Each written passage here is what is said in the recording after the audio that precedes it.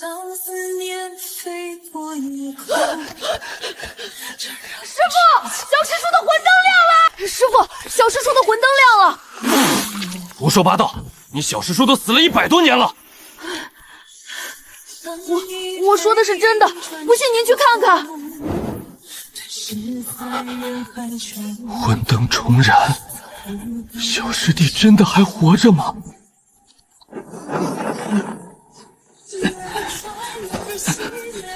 总算是走出来了，这鬼地方我这辈子都不想再进去了。小子，莫要忘了我们之间的约定。如今我修为已废，此地距离玄清宗少说也有108000里，该怎么回去呢？算了，我还是先睡上一觉再说吧。师弟，真的是你啊！快醒醒，我是印度董师兄。小师叔，您快醒醒！董师兄，你终于来了。师弟，真的是你吗？这么多年让我找的好苦啊！是我师兄，你轻点，疼啊！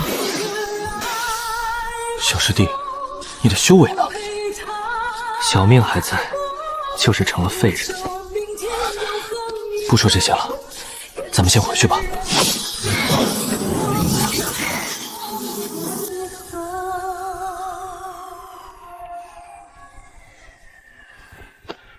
拜见诸位师兄师姐。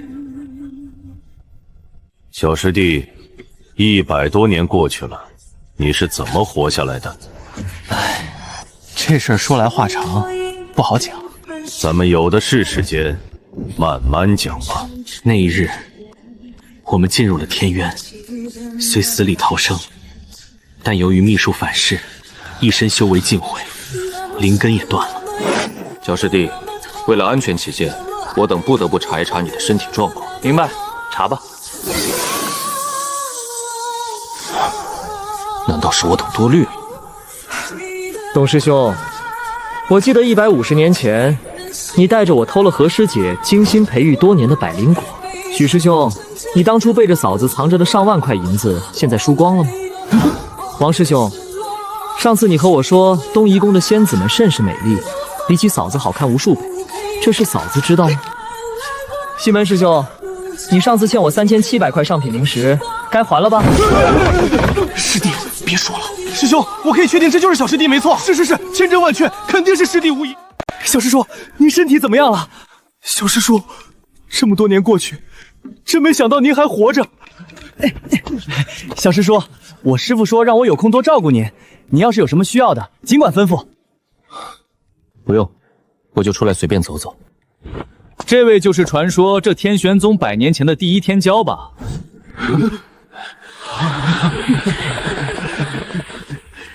我还以为多了不起，原来是个连灵气都没有的凡人。赵峰，你在说什么？我师父常说，小师叔当年是何等的精才绝业，是宗门多少弟子所仰慕之人。不过今日一见，你是萧师兄的二弟子，他大弟子是谁来着？大师兄叫萧平寒，3年前已经突破元婴期了，现在正在外历练。挺好。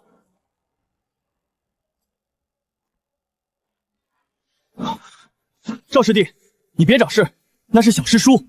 哼，师叔，一个废人也配？这小崽子找打。现在的小孩子已经这么不懂事了吗？你还笑得出来？不笑还能怎么办？打一架，我这小身板，他一根手指头就能把我捅穿。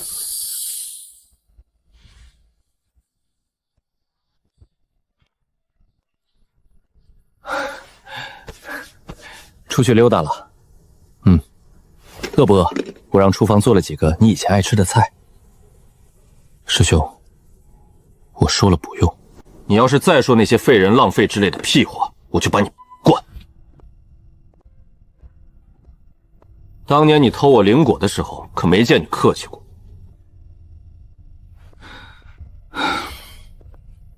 这些年宗门收了不少好苗子，附近几个小宗门也并过来了，灵脉扩张了3条。有件事，我不知道该不该现在跟你说。师兄，你什么时候学会吞吞吐吐了？是关于你和岳灵溪续的婚约。岳灵溪，这4个字有多少年没听到了？当年入门之前就定了婚约，两家是世交，约定等我们都突破元婴期，便择日成婚。还没等到那一天，我就进了天外天。岳千秋来信了，不是岳前辈，是凤华宫。说什么？说想商议婚约的事。商议什么？退婚呗。师兄，这事我心里有数。我现在一身修为全废，连个筑基期的弟子都不如，换作是谁，也不会让自家闺女嫁一个废人。没什么可是，婚约是两家长辈定的，又不是灵溪自己的主意。她修炼到现在不容易，别因为我毁了人家前途。她现在修为到什么境界了？元婴后期。挺好。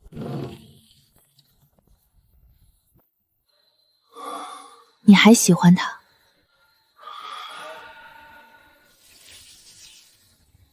跟喜不喜欢没关系。那你刚才发什么呆？我在想，如果当年我没有进天外天，现在大概已经跟他成亲了吧？100多年了，很多事都不一样了。楚洛，你可别忘了，你现在是有妻子的人。那不一样，你跟我那算什么成亲？口说为是，天道为证，哪里不算了？你答应过我的。行，算。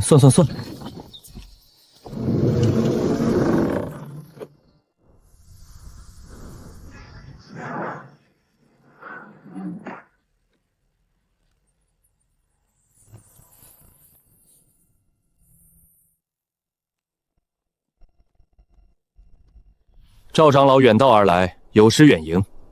萧宗主太客气了，此番前来是奉公主之命，商议楚洛公子与我宫灵溪的婚约之事。小师叔，凤华宫来人了，岳灵溪也来了。茶烧好了，喝一杯再走。小师叔，这都什么时候了，您怎么还有心思喝茶？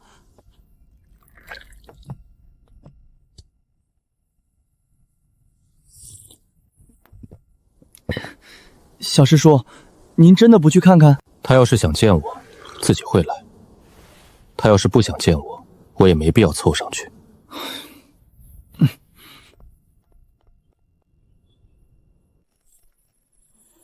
萧宗主，这桩婚约当年是双方长辈所定，如今楚洛公子遭逢大难，修为全废，楚家二老又早已仙逝，这婚约继续下去，恐怕对双方都不合适。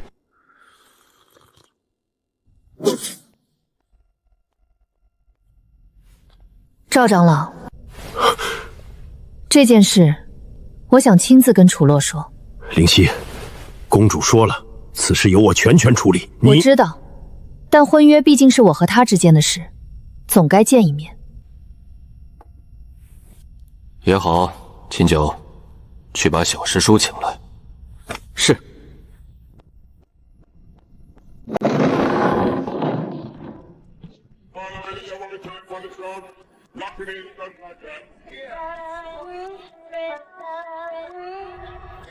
赵长老，楚公子久违了。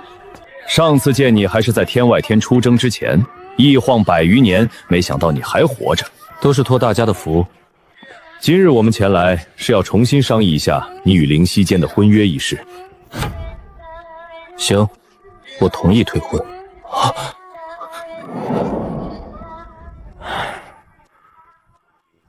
楚公子深明大义，赵某佩服。这是当年两家签订的婚约，只需楚公子在上面抹去灵印，此约便自行作废。赵长老，我连灵力都没有了，怎么给你抹？这……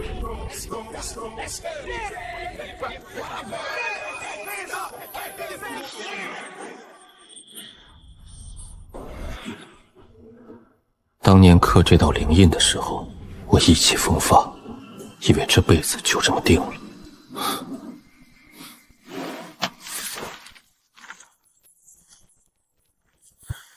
这纸我留着回去糊窗户，正好差一块。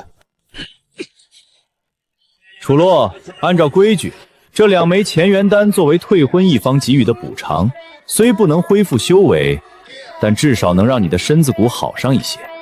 这东西我不需要。楚公子，赵长老有所不知，我现在是凡人体质，吃这种丹药搞不好会中毒。你要是真有心补偿，不如给我200斤精米和1只老母鸡。我说真的，米要东海郡产的那种，力大饱满的；母鸡最好是散养的，炖汤比较香。既然婚约已了，赵某就不多叨扰了。灵犀，走吧。楚洛，你多保重。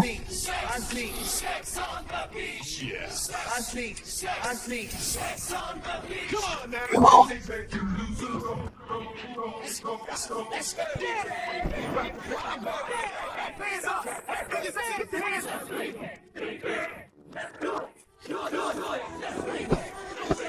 才没有拿去糊窗户。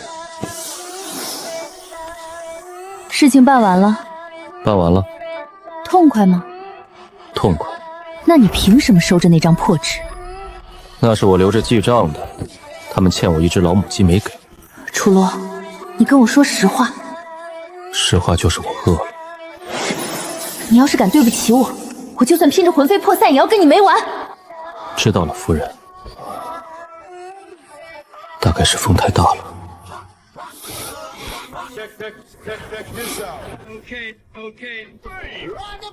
听说了吗？凤华宫来人退婚了，跟楚洛小诗诗。唉，也难怪，修为全废，灵根尽断，换谁家都不愿意把闺女嫁过来。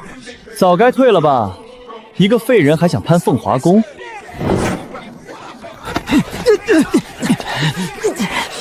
赵峰，你别太过分！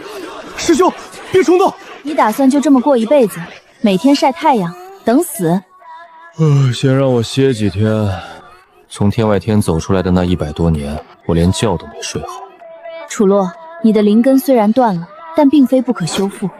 天外天里有一部功法叫九转混元诀，我教给你，你照着练，可以重塑灵根。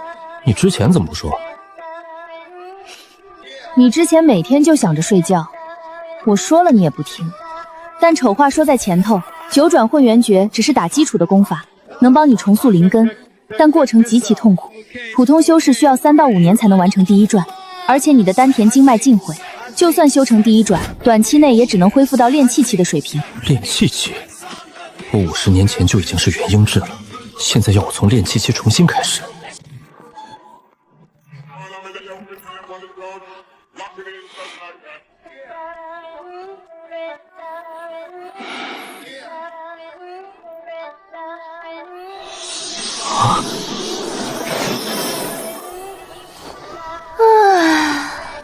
憋死我了。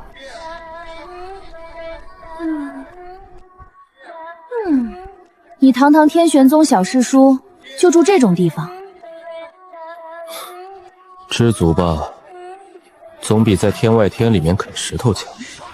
相公，我们现在可是名正言顺的夫妻了，你说今晚要不要？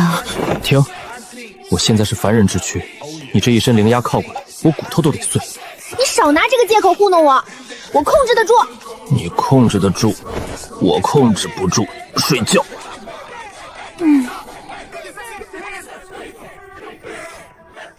楚洛，你欠我的婚事早晚得还。还，我一定还，等修为恢复了再说吧。灵根断了，丹田碎了，经脉也枯了，现在的我连普通弟子都不如。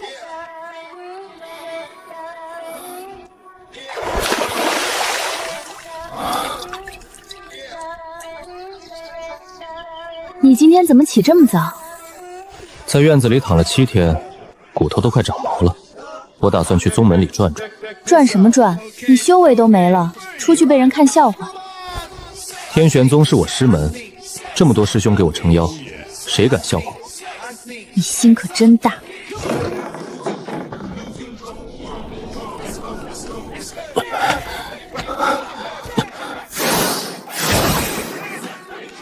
以前遇见飞一拳也就斩茶功夫，现在2条腿走路，倒是有点力不从心。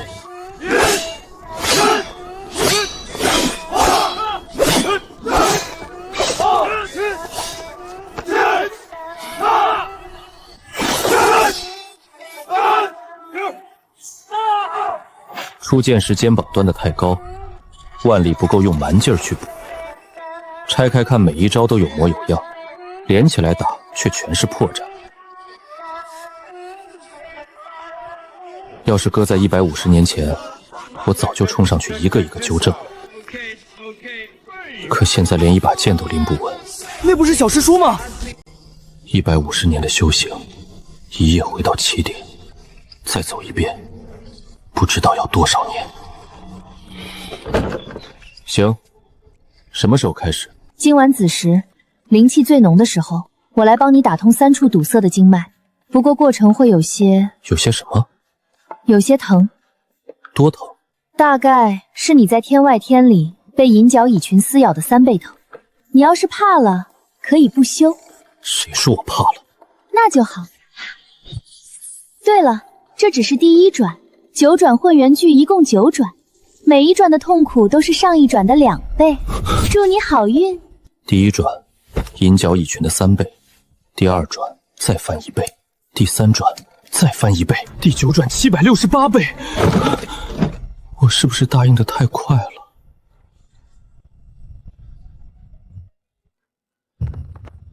师兄，我想从药库里支几味药材。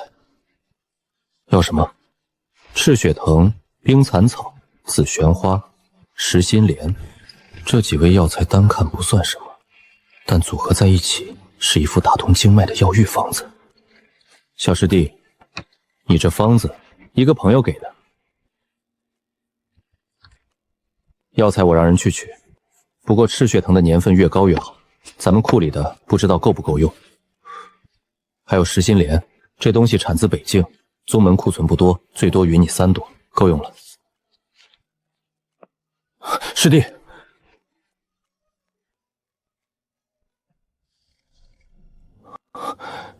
你是不是找到了什么恢复修为的法子？那是曾经那个意气风发的少年会露出来的笑容。师兄，东西我先拿走了，改天请你喝酒。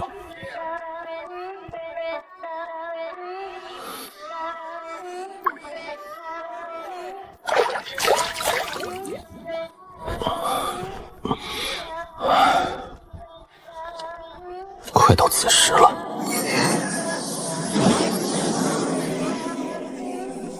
准备好了？准备好了。进去吧。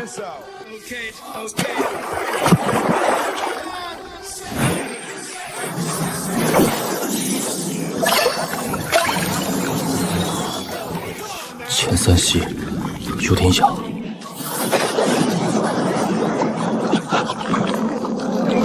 堵塞的经脉正在被药力冲击，忍住，不能晕过去。一旦中断，前功尽弃。明明痛得浑身发抖，却还是要逞强。第1处经脉已通，还有2处。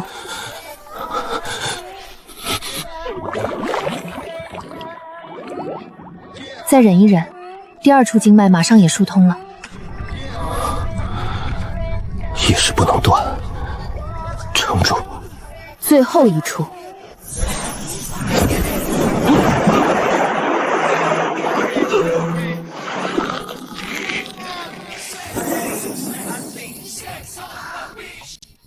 通了。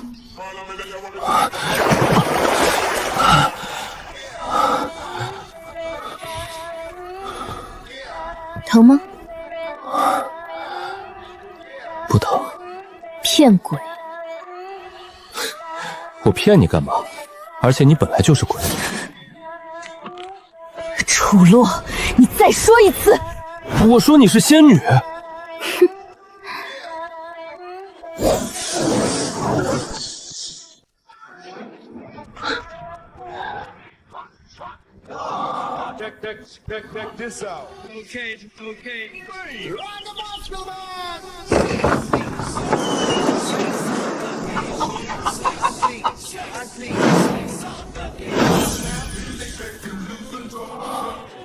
东海郡的谜。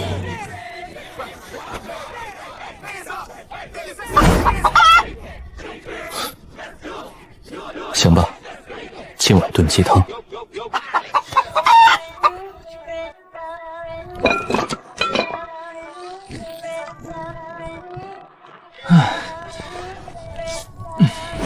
右边那根柴抽掉半截。你还会做饭？我活了多少年了，做饭算什么？关于他的来历和过去，能不提就不提。问多了，要么岔开话题，要么直接装睡。鲜，确实是散养的老母鸡。好喝不？好喝。谁送的？不知道。猜一猜嘛。没什么好猜的，不管是谁送的，鸡和米又不会因为猜对了就多出来一份。东海郡的米，散养的母鸡，条件开得那么具体，整个异世店的人都听见了，能送的人没几个。经脉虽然通了，但内壁粗糙，灵气流经时阻力太大，效果微乎其微。小师叔，我师傅让我给您带的。碧云春，你师傅舍得拿这酒出来？师傅说，您要是再不喝，他就改送茶叶了。味道是真好，可惜现在是凡人体质，灵酿的药性吸收不了，跟喝普通黄酒差不了太多。小师叔，有件事不知当不当讲？讲。赵峰在到处说您的闲话，什么废人攀高枝，什么天骄变废物，措辞难听得很。小师叔，你多大了？弟子今年37。什么修为？筑基后期。赵峰呢？金丹初期。秦九，你急什么？他骂我2句，我又不掉肉。倒是你，筑基后期卡了多久了？快2年了。2年？你师傅怎么教你的？筑基冲金丹，最关键的是灵台清明。你整天替别人操心，心思全散了不卡才怪。回去好好修炼，少管那些有的没的。我虽然修为废了，但好歹还活着，没到需要你替我出头的地步。弟子记住了。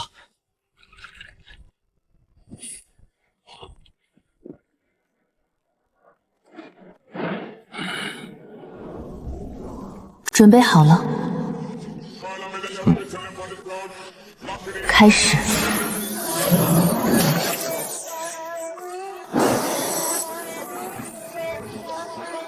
别急，先感受灵气的路线，记住它的走向。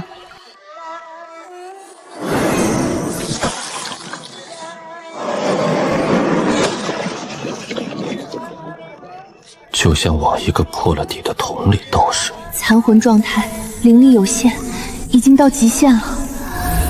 今晚先到这里。再给我1炷香的时间。1炷香。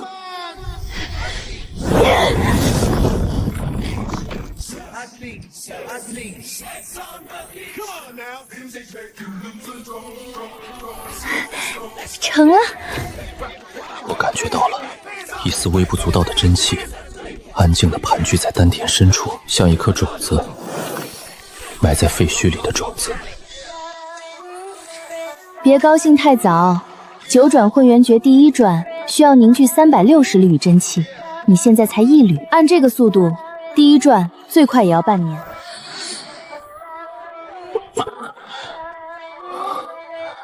半年就半年，在天外天里啃了100多年的石头都熬过来了，半年算什么？半个月7缕真气，炼气1层需要36缕，还差29缕。你的悟性确实不差。我要是悟性差，150年前就不叫天骄了。得意什么？你现在连人家宗门里扫地的杂役弟子都打不过。事实如此，少说为妙。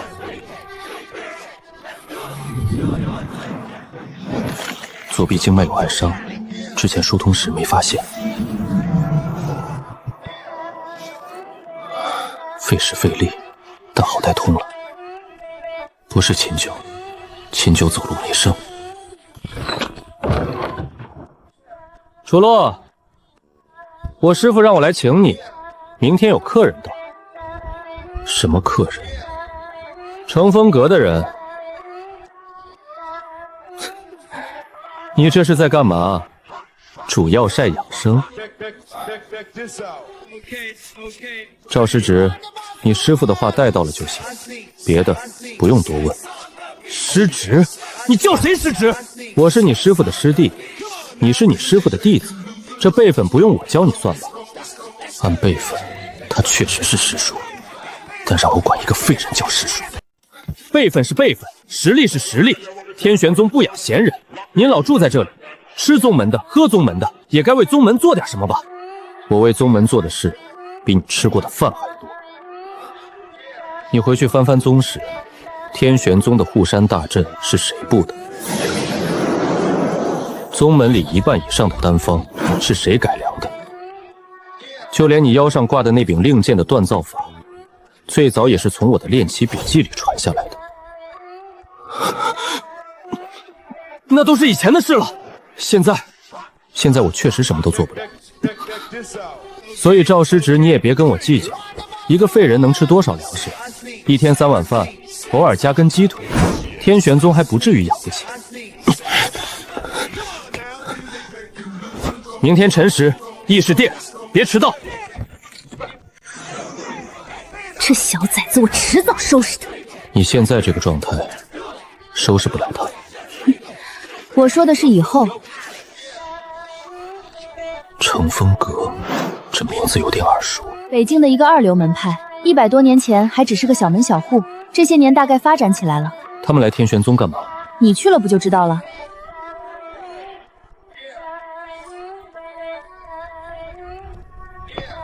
萧宗主，这件事我们乘风阁考虑了很久。天鹤山那片灵脉100多年前是我们2家共同开发的，后来因为种种原因搁置了。如今灵脉复苏，品质比当年还高了3成。我们想重新启用合作协议，各占1半。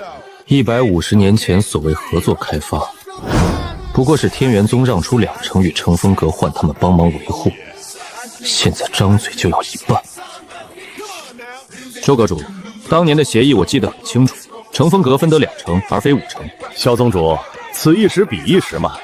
当年我们乘风阁实力不济，2成已经感恩泰德，但这些年我们也在发展，阁中弟子过万，元婴期修士有3位，跟贵宗的差距已经小了很多，5-5分成不过分吧？这人脑子有病吧？这位是？这是我师弟楚洛。楚洛，天玄宗100年前的第1天骄，修为全废。原来是楚公子，久仰大名。周阁主，天鹤山灵脉当年的协议我参与过起草，里面有一条附案，不知道您还记不记得？什么附案？协议第9条，若合作期间任何一方实力发生重大变化，另一方有权按比例调整分成，但调整幅度不得超过原分成的5成。也就是说，就算你们实力翻了10倍，最多也只能从2成涨到3成，5-5开。协议里写不出这个数。楚公子记性不错，但那份协议是150年前签的，纸都黄了，规矩是死的，人是活的。规矩是死的没错，但白纸黑字的东西，撕毁之前总得掂量掂量后果。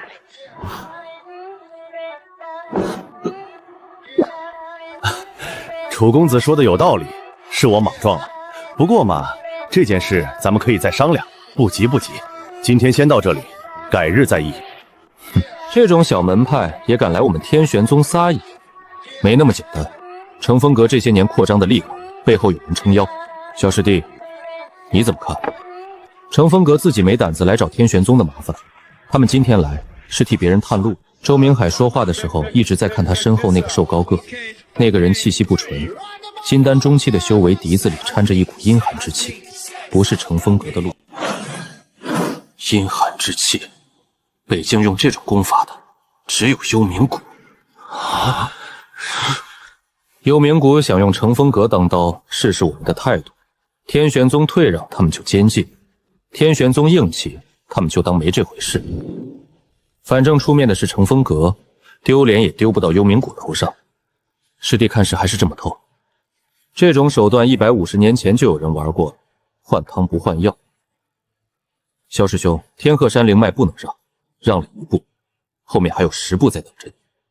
我知道了。对了，萧师兄，你那个二徒弟刚才在殿上说小门派也敢来撒野，这话传出去对天玄宗没好处。不管乘风阁背后站着谁，明面上他们是来谈合作的，咱们要是摆出一副看不起人的姿态，传到其他宗门耳朵里，会说天玄宗仗势欺人。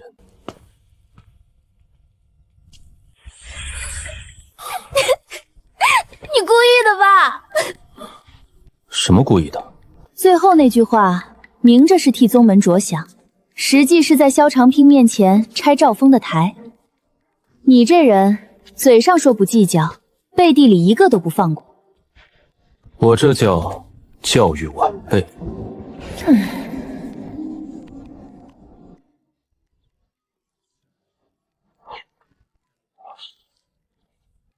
这东海郡的精米确实不错，昨晚耗了不少神魂力量，这丫头怕是还在补觉。九转混元诀虽然霸道，终归是重塑根基的野路子，我需要些平和的导引术，把真气理顺。小师叔，150年前，老夫还在外门挑水，那时候您可是风云人物啊！现在我就是个来翻书的闲人，哪一层我能进？宗主交代过，阁内9层，您随意。不过您现在这身子骨，爬个3、5层，估计就到头了。高处的灵压，凡人扛不住。多谢提醒。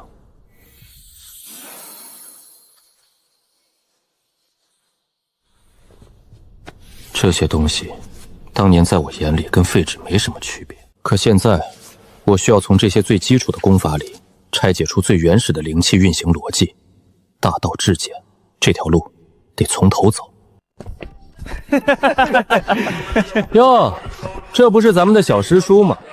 赵峰，这小子还真是阴魂不散。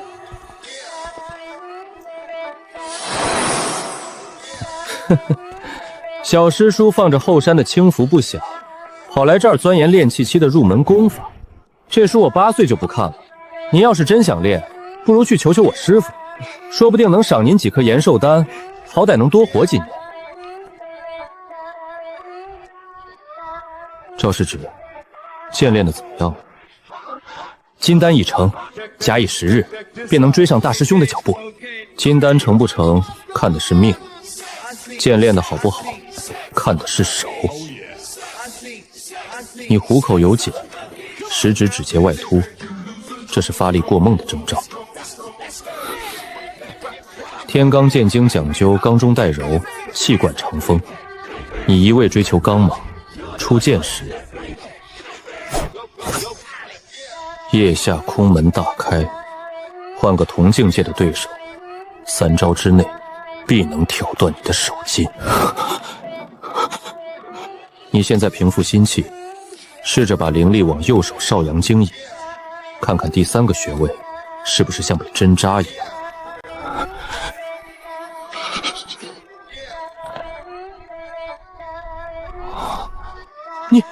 你怎么看出来的？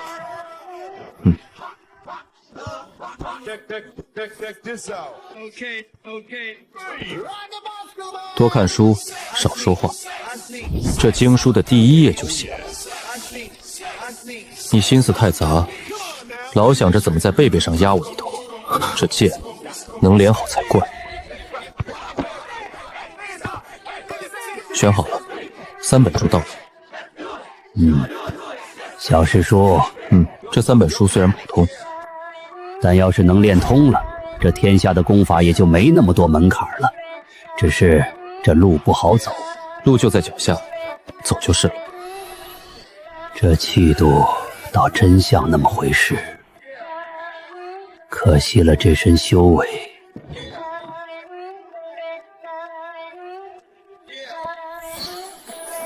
刚才在藏经阁挺威风啊，小师叔。你都看见了。只要我想看，这宗门里的动静瞒不过我。那小崽子虽然讨厌，但天赋还凑合。你这么指点他，就不怕他以后修为大涨，反过来欺负你？他真要能练好，那是天玄宗的福气。至于欺负我，他还没那个本事。你就吹吧。今晚继续修炼，你那经脉里积攒了不少药力，得赶紧化开才行。今晚加料。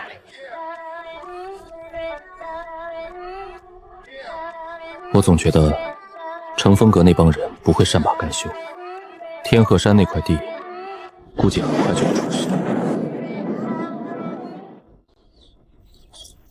3天了，该来的差不多该来了。出事了！乘风阁那帮孙子把天鹤山的巡逻弟子给扣了。扣了几个？6个，都是筑基期的外门弟子。周明海那老狐狸放话说天鹤山灵脉异动，怕灵气外泄伤人，封锁了入山口。咱们的人去理论，直接被阵法困住了。这哪是封锁，这是明抢。萧师兄怎么说？宗主正召集长老议事，赵峰那小子叫嚣要带人杀过去，被宗主压下了，牵扯幽冥谷，不能乱动。师弟，你上次说乘风阁是探路的，宗主想让你过去看看，当年的协议是你经手的，地形你最熟。废人去处理外交之分，萧师兄还真看得起我。不是让你去，宗主派了赵峰带队，你跟着当个顾问，看看对方到底在玩什么花样。一石二鸟啊，萧长青。利用我的经验，顺便把不稳定因素支出去，万一出事，责任也算不到宗门头上，好算在。行，我去。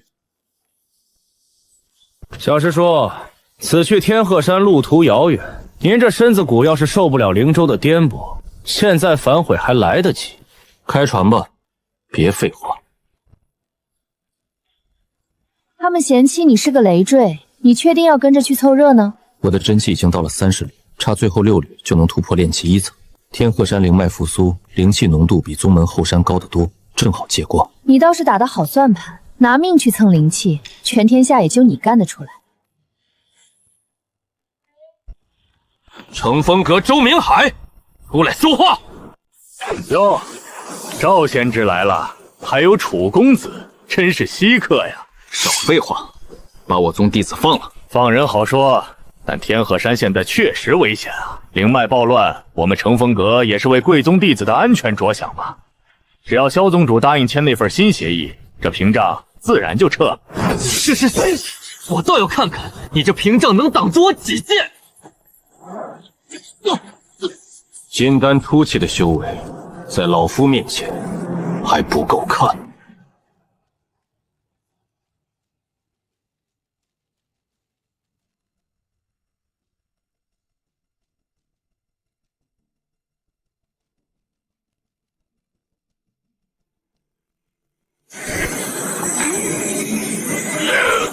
赵世旨，回来！你懂什么？撤了就彻底没戏了！我说，回来！啊，周阁主，这阵法布得不错，不过你可能忘了，这一带的地基是软花营，承载力不够。你那左侧第3根锁灵桩，现在应该已经下沉了3寸了。看到那根桩子没？往它底座上方3寸的位置，用你最快的速度出一剑。不用多讲，只要准。破！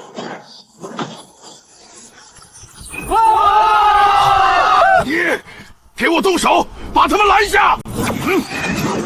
这个废人才是最大的事，必须先除掉。就是小心！九转混元诀，引气术。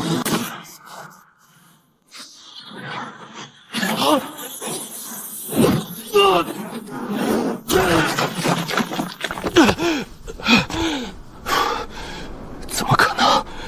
你体内分明没有半点灵力波动，借力打力而已。你这幽冥谷的功法练不到家，破绽太多，还愣着干嘛？阵法破了，进去救人。所有人，跟我冲！走，这地方不对劲。那个姓楚的邪门的很，咱们先撤，回去禀报谷主。怎么样，还撑得住吗？赵师兄，我们没事。小师叔，刚才多谢了。救的是宗门弟子，谢我干什么？灵脉还没稳住，你带人去主峰，把那些锁灵桩全部拔了，动作快点，晚了灵根就断了。是。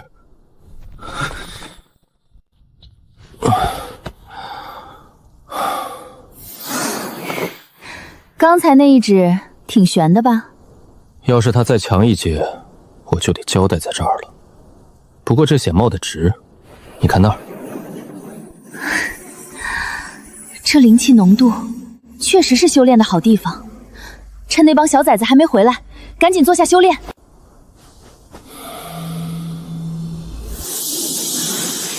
炼气1层，成了。150年了，我终于再次跨入修行的门槛。小师叔，锁灵桩全拔了，灵脉已经趋于平稳。您突破了？侥幸，刚入炼气。100年前的绝世天骄，化神期的传奇人物，如今突破炼气1层，都要用侥幸2个字。回宗门吧，这天鹤山以后估计热闹了。修为全废的情况下，一指逼退金丹修士，这是什么眼界和胆识？难怪当年能成为天骄，那种人哪怕跌入谷底，也不是我们门两看的。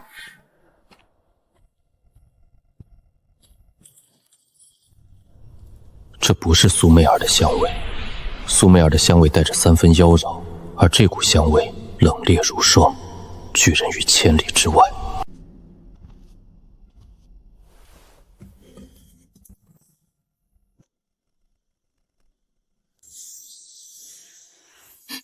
哟，旧情复燃了。这雪莲根可是好东西，用了不少名贵药材，正适合你这种刚突破的小弱虫。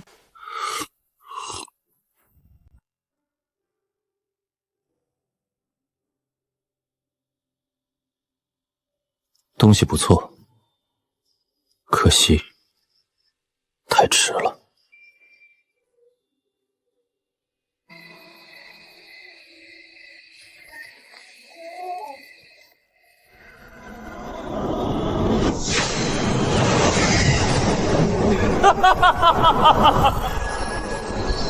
那时候总觉得天下之大，无处不可去。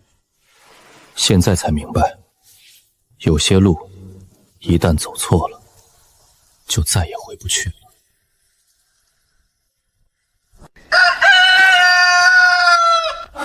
师弟，大事！什么事？大清早的。凤华宫传出消息，岳灵溪要闭死关，冲击化神期。跟我有什么关系？但在闭关之前，他向北冥所有宗门发出了一道乾隆榜挑战帖。他挑战谁？他指名道姓要挑战幽冥谷的少主，也就是那个传闻中即将突破化神期的天才殷九幽。殷九幽，幽冥谷谷主的独子，修的是幽冥血路，30岁不到，半步化神。北境年轻一辈里，他是头1号。岳灵溪发了帖子，摆明了是替咱们天元宗出头。这事儿闹的，宗主昨晚愁得掉了一大把头发，他用不着替天元宗都签了。2家桥归桥，路归路，他这么做，凤华宫那帮老家伙能答应？哪能答应？听说赵衍清长老气得把议事厅的桌子都拍碎了，但岳灵溪性子倔，谁劝都没用。帖子已经挂在北境通天阁的悬赏榜上了，10天后落雁封顶，生死斗，生死咒。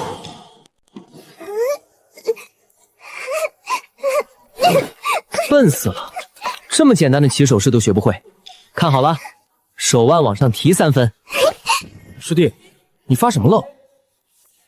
没发愣，我就是在想，他要是输了，凤华宫得赔多少抚恤金？你这人嘴里就吐不出一句好话，人家姑娘好歹是为你出头。担心有用， 10天时间，我连炼气2层都破不了，难不成跑去落雁峰替他挨刀？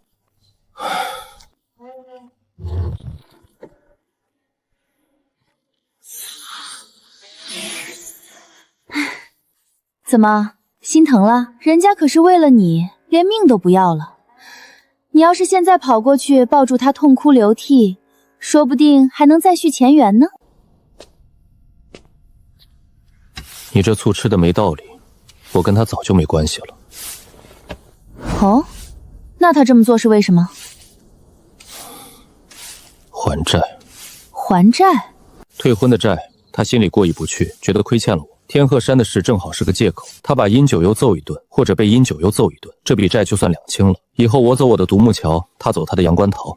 你倒是看得通彻，既然旧情断了，那咱们是不是该谈谈正事了？天外天里，你可是对天发过誓的，救命之恩以身相许，这都出来多久了？你是不是该履行一下做丈夫的义务？夫人，我才炼气1层，你要是现在采服我，我连明天的太阳都见不到。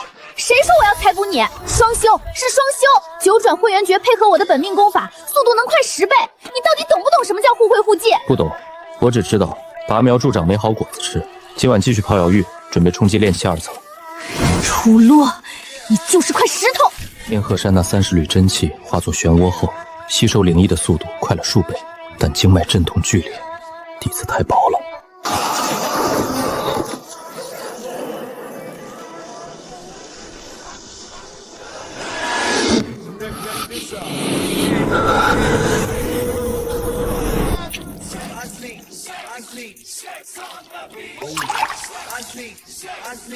真是个疯子，可这人硬生生从那个鬼地方活着走了出来。炼气2层，修为恢复的慢了，但每一缕真气都无比凝实。别人的真气是棉絮，我的是钢丝。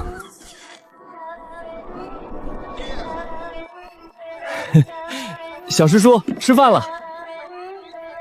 今天怎么是你送饭？后厨忙不过来，宗门里来了不少客人。客人都是北境各大宗门的人。岳灵溪挑战殷九幽的事传开了，落雁峰就在咱们天玄宗往北300里。那些人打着观战的旗号，提前跑来落脚。来者不善。谁说不是呢？幽冥谷的长老今天早上也到了，带了10几个弟子，说是来拜访萧宗主。现在全在议事殿坐着，气氛僵得很。殷九幽来了没？没看见。带队的是幽冥谷2长老冥河老鬼，那老头看人的眼神跟看死人一样。赵峰师兄刚才殿外多看他一眼，被他身上的阴气震得吐了血。赵峰吐血了。宗主为了丹药，现在抬回后山养伤去了。幽冥谷这是来下马威的，天鹤山的事，乘风阁吃了鳖。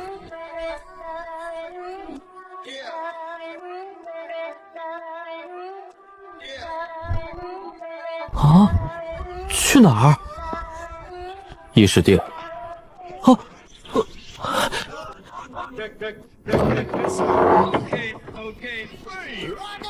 萧宗主，天鹤山的事，贵宗做得太绝了，打伤乘风阁的人就算了，连老夫留下的那几根定脉桩也给拔了，这笔账总得算算。冥河长老，天鹤山乃天玄宗与乘风阁共管之地，阁下私自布阵抽取地脉本源，坏了规矩在先。怎么做贼的逃来找施主索赔了？规矩？修仙界谁的拳头大谁是规矩。天玄宗100年前风光无限，可现在嘛，连个像样的后辈都拿不出。刚才殿外那个金丹期的小家伙，连老夫一道外放的护体罡气都接不住，直接吐血倒地。就这种货色，也配称宗主亲传？老匹夫，欺人太甚！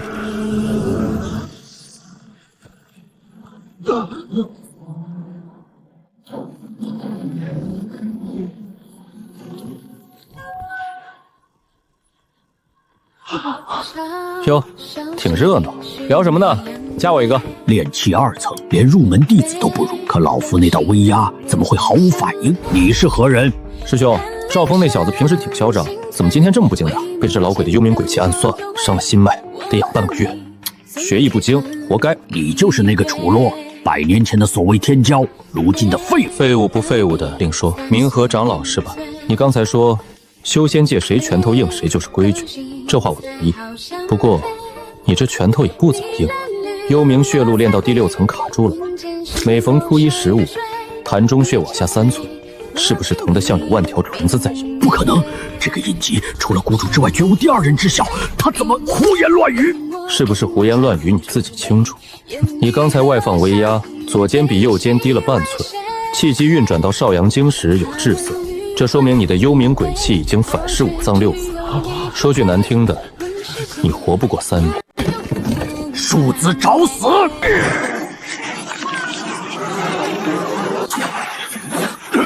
明和，你在我天玄宗的议事殿动我师弟，真当萧某是泥捏的？好得很。天玄宗果然藏龙卧虎，今日老夫认栽。不过10日后的落雁峰，希望你们还能笑得出来。九幽校主可不会像老夫这般好说话。师弟，你没事吧？刚才那老鬼的威压，你怎么扛下来的？他那点威压，外强中干，吓唬小孩的。楚洛你大爷！为了撑场面，抽干了我好不容易攒下的魂力，下次再有这种事，你自己扛。辛苦夫人，晚上给你加餐。小师弟，你刚才说明和活不过3年，是真的。幽冥血路本就是残卷，强行修炼必遭反噬。殷九幽既然是幽冥谷少主，练的肯定也是这门功法。岳灵溪挑战他，胜算几何？0。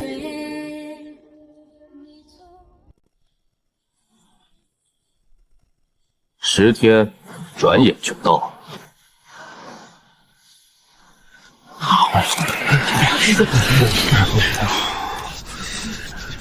人真多，能不多吗？一边是凤华宫100年难遇的冰山美人，一边是幽冥谷凶名赫赫的天才少主。这门票要是收钱，通天阁能赚翻。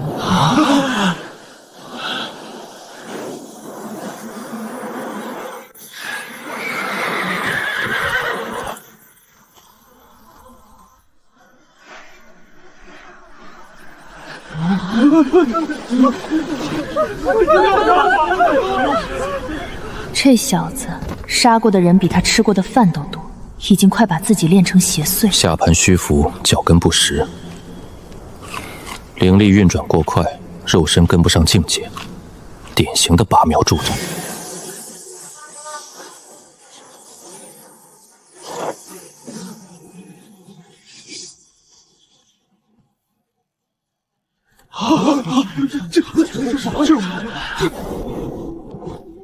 岳仙子，你我往日无怨，近日无仇，为了天玄宗那帮废物，跑来送死，值得吗？废话少说，拔刀。好，够了！本少主最喜欢折断你这种高高在上的冰山雪莲。落雪剑诀，火候不透。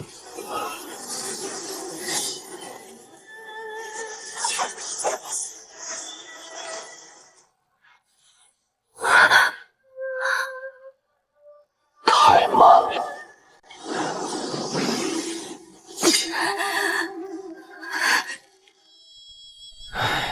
岳仙子撑不过30招，太勉强了。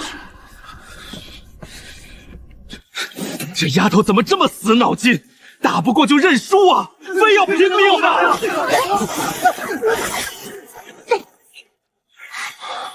倔得跟头驴一样，150年了，这性子一点没变。哼哼，血海石山。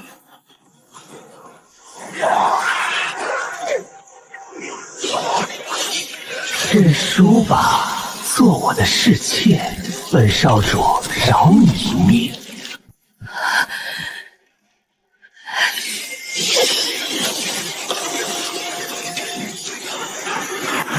给脸不要脸！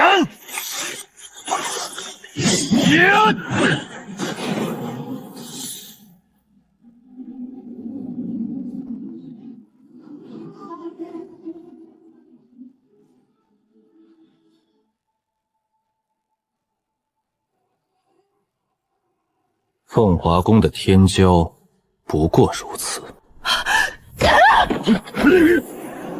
生死斗，外人不得插手，这是规矩。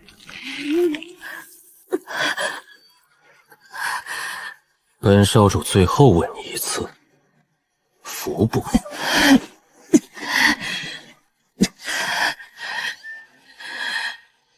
做梦！那你就去死吧！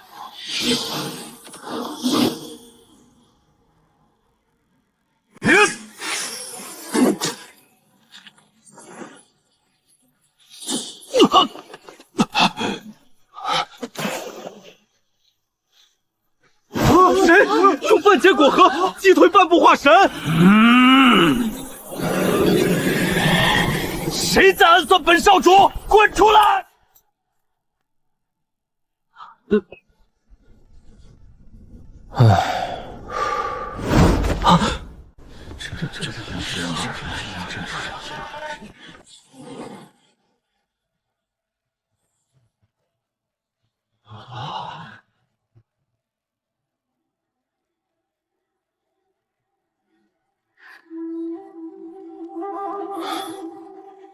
！150年了，你这笨丫头，剑法怎么一点长进都没有？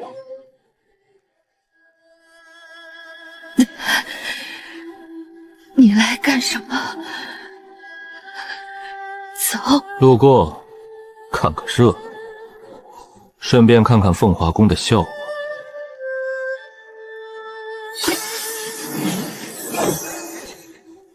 刚才那暗器手法有点意思，哪儿学来的下三滥招数？下三滥，打你这种半路出家的野路子，过活都嫌多余。这小子疯了，真当自己还是当年的化神期剑修啊！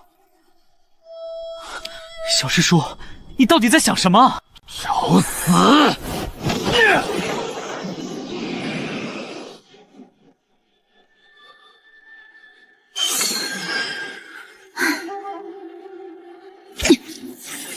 省着点用，老娘的存货不多了。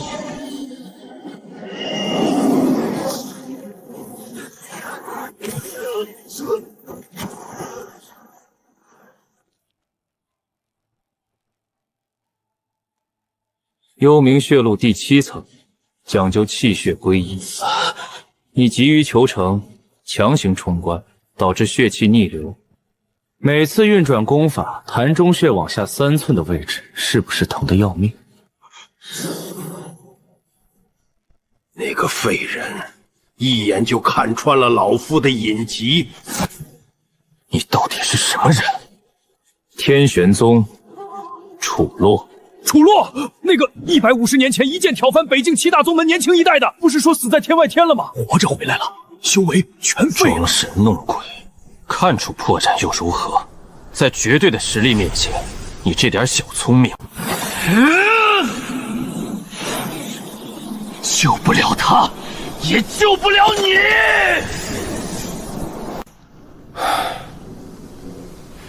还能站起来吗？死不了。死不了就看好了，落雪剑诀不是你那样用的。冰雪之气，不在于刚，在于绵长。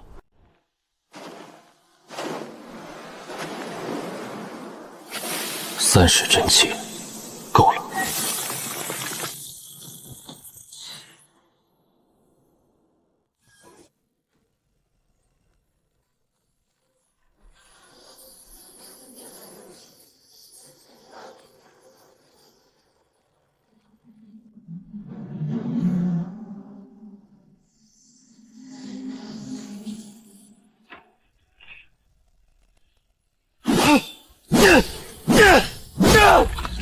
这不可能！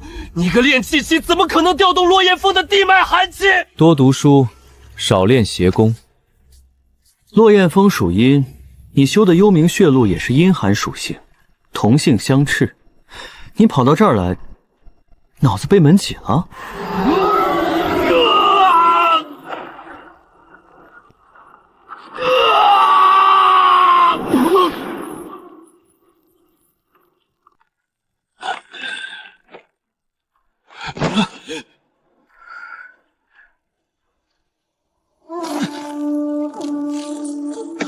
行！再拖半刻钟，少主半步化神的根基就全毁了。殊死感染！老匹夫，当老子死了吗？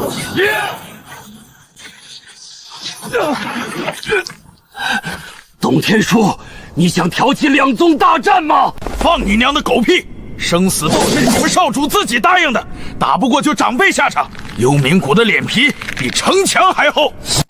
来呀，老子今天就算拼了这条老命，也要拉你垫背！天玄宗办事，闲杂人等退避。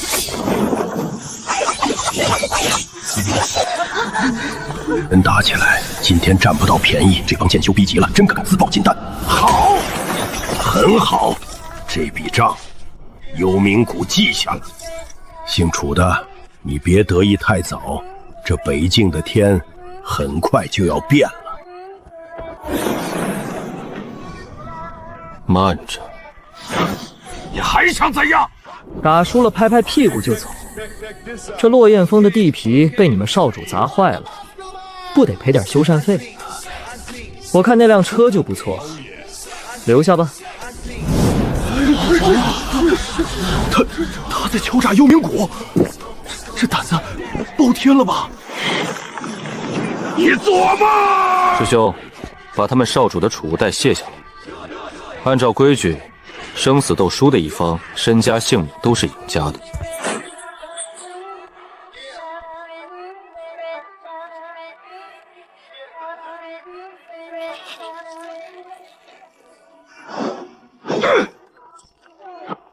我们走！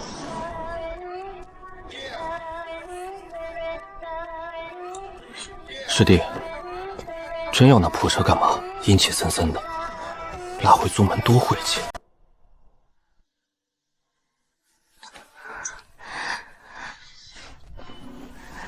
林夕，你伤势未愈。别谢我，我说了，路过看热闹。你今天能活下来，是你命大。下次再发这种疯，记得挑个风水好的地方，方便收尸。楚洛，我天鹤山的事，天玄宗自己能解决，用不着你替我们出头。退婚书我签了，你我两清。以后别再做这种吃力不讨好的蠢事。走了，回宗。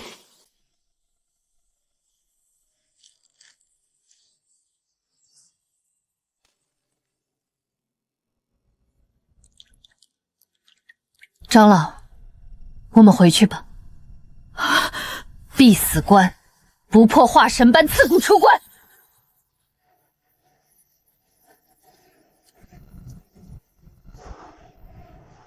2000下品灵石，外加一堆固本培元的草药。董天师那家伙办事倒是麻利。发财了，发财了！这回的药浴能加点好料了。那骨髓给我留点，对恢复神魂有好处。今天借你那一滴魂液，谢了。算你有良心，不过你今天在落雁峰那番作态，倒是把那小丫头伤得够深。人家好歹是为了你拼命，你就不能说句软话？这么爱听凭捉摸啊？软话救不了命，他性子太傲，总觉得亏欠我，想用这种方式还债。我要是给他好脸色，他下次能直接杀上幽冥谷，把话说绝，断了他的念想，对他好，对我也好。你这人啊，看着薄情，骨子里却比谁都算计得清楚。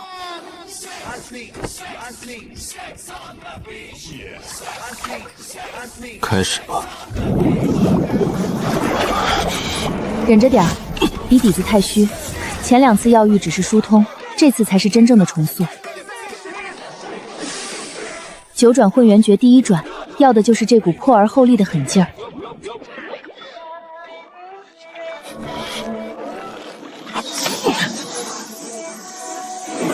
比起那时候，这算什么？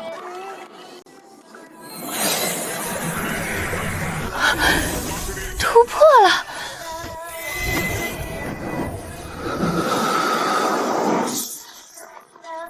哇，炼气3层。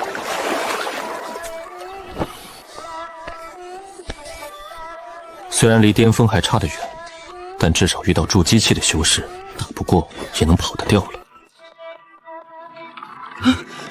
小师叔，宗主请您去一趟议事殿。大清早的，又出什么事了？乘风阁的周明海来了，还带了个人，说是来给天玄宗赔罪的。赔罪？黄鼠狼给鸡拜年。走，去看看。萧宗主，您看这事儿该如何处置？楚公子，早啊！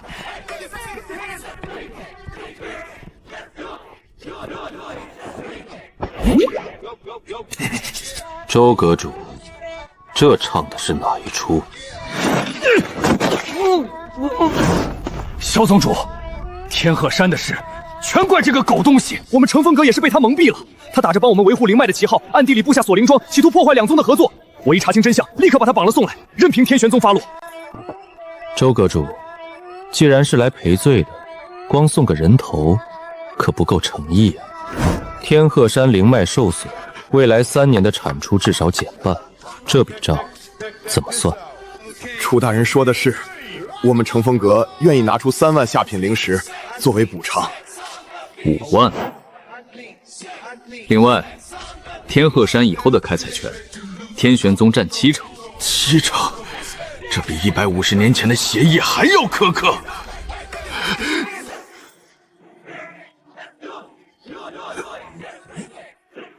幽冥谷自顾不暇，没人给我撑腰了。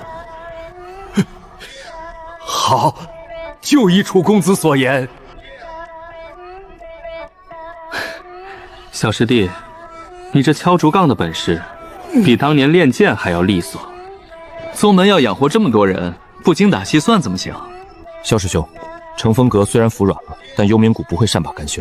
殷九幽吃了这么大的亏，等他养好伤，肯定会卷土重来。咱们得早做准备。我知道，我已经传令下去，开启护宗大阵的第2层防御。另外，后山的灵池下个月开启，我打算让你进去泡几天。后山灵池100年才开启一次，里面的灵液对重塑根基有奇效。多谢师兄。重走修仙路，这才刚刚开始。比鸡还磨叽。小师叔，我想跟你学剑。你师父是萧长商，天玄宗当代宗主，剑道修为元婴巅峰。不找你师父，找我一个炼气3层。师父的剑太高，我够不着。青莲酿挺舍得，我爹藏在柜子底下的，偷的。学剑可以，但有3个规矩。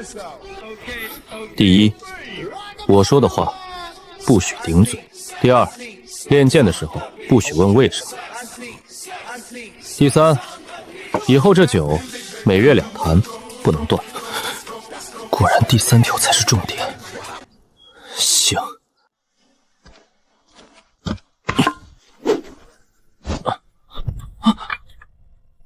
从今天起，你练剑不用领剑，用这个。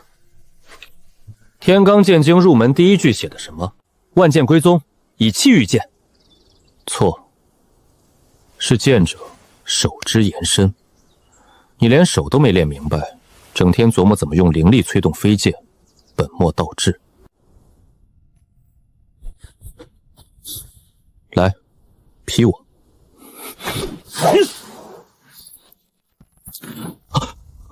发力点在肩膀，传导到手腕的时候断了。你这里有旧伤，天鹤山那次被阴气反噬留下的。每次出剑，你不自觉地用手腕去补肩膀的力道，久而久之，整个右臂的发力体系全乱了。右肩的不适一直都在，我竟然从没想过问题出在这里。先把竹竿举过头顶，站桩。站多久？到我说停为止。小师叔，还不能放。是，说了不许问为什么。放下来。站桩到极限的时候，肌肉会自动寻找最省力的发力路径。你最后那一炷香，右肩已经不再借力了，整条手臂回归了最原始的支撑结构。记住这种感觉，以后出剑就按这个路子走。小师叔，多谢指点。别急着谢，把水挑满再走。我一个废人，打水太费劲了。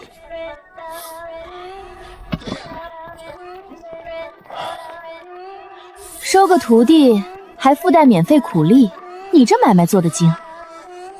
不是徒弟，是师侄，差着辈分呢。话说，你什么时候去后山灵池看看？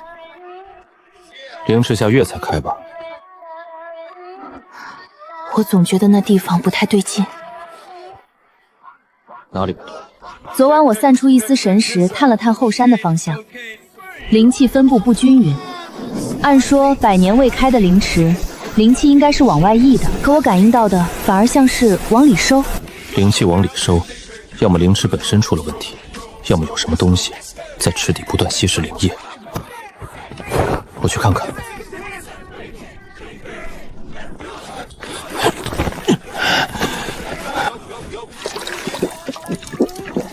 堂堂天玄宗小师叔，爬个山跟老头子似的。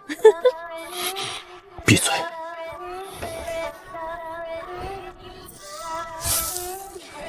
这苔藓死了至少3个月，灵气被抽走了，不是天然衰竭，是被什么东西硬抽的。你看那棵松树的根部，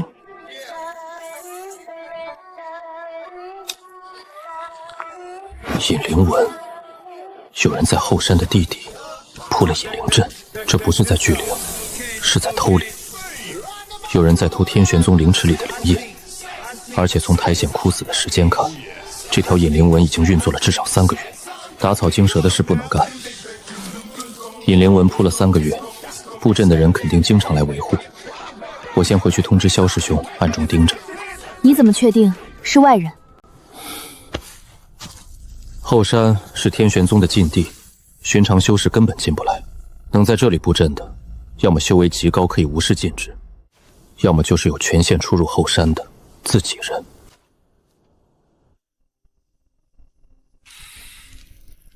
小师叔又来翻书吗？老前辈，跟您打听个事儿。后山的灵池平时谁在看管？灵池归宗主之管，但日常巡查嘛，是赵延清赵长老负责。赵延清，赵峰的爹，天玄宗3大长老之一，金丹巅峰。赵长老平时去后山勤快吗？挺勤快的，大概2、3个月前开始吧，他每隔5天就往后山跑一趟，说是检查灵池的状况，为下月开池做准备。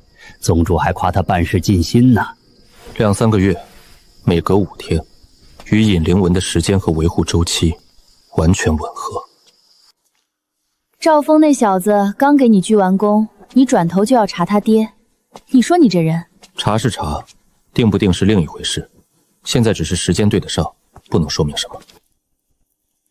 你确定是引灵纹？确定。纹路走向从灵池向外辐射，覆盖范围至少方圆30丈。以这个规模，每天流失的灵液不会少。赵衍清这个名字，你是从守阁老头那儿听来的？但我没有说他有嫌疑。你不用说，我也会往那边想。赵衍清管了灵池15年，从来没出过岔子。这3个月，他忽然频繁去后山，理由是提前检查，理由说得通，所以不能急。万一是外人利用他的巡查规律，趁空当下手呢？贸然动作，抓不到真正的黑手，反而打散了人心。你打算怎么办？蹲。引灵纹需要定期灌注灵力维持运转，否则纹路会断裂。我估计维护周期在5天左右。赵衍清下次去后山的日子，让我跟着，远远盯着就行。你身边得带个人。你现在的修为不用，人多了反而容易暴露。何况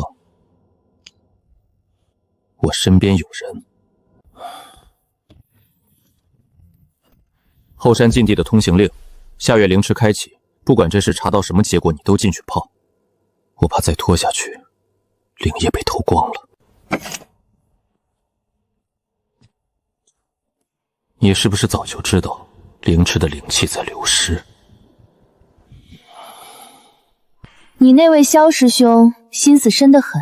他是宗主，心思不深，这把椅子坐不稳。灵池流失的事，他早就知道吧？多半有察觉，但一直拿不准是谁干的。刚好我撞上了，正好替他当这把刀。你不介意？帮他也是帮自己。灵池要是废了，下月我拿什么重塑根基？行吧，为了你的灵根大业，老娘陪你蹲点儿。别吵了，我睡觉。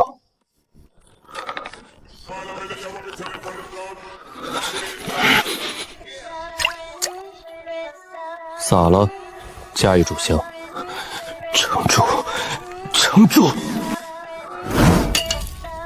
第7滴，加7炷香，2个时辰了，还站得住？站得住！有韧劲，左手，我又不是左撇子。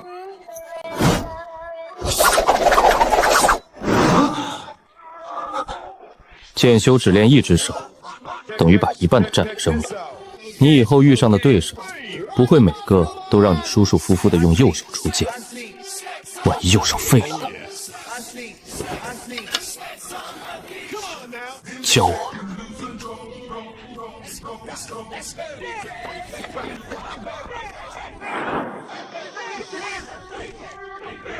几十年没人碰过了。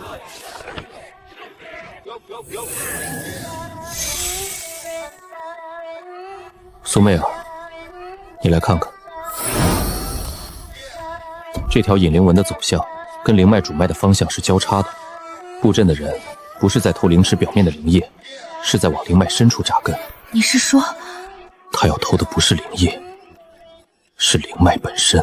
灵脉要是被截断了，天玄宗这块地皮就彻底废了，千年基业毁于一旦。操之过急了。引灵纹才铺了3个月，要截断灵脉，至少需要1年以上。布阵的人应该是在做长期准备，所以还有机会。明天，赵延清该去后山了，不能走正路。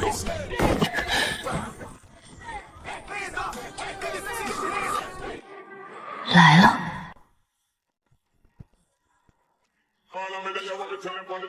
不符正常，没有刻意加速，也没有故意减速。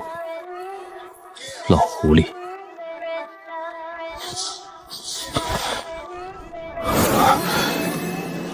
颜色更深了，有人给他灌注过新的灵力。确认了，5天一个周期，时间完全吻合。我不追人，我追纹路。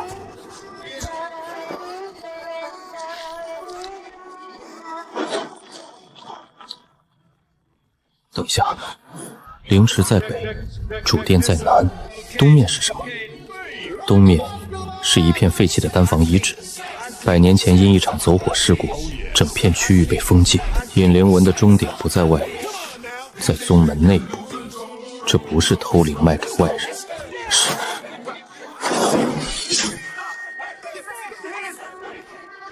楚师叔，你来后山做什么？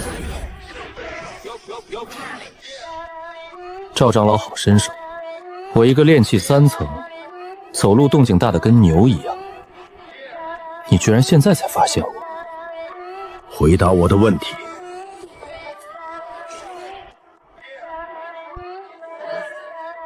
下月灵池开启，萧师兄让我提前来熟悉地形。我修为低嘛，走不快。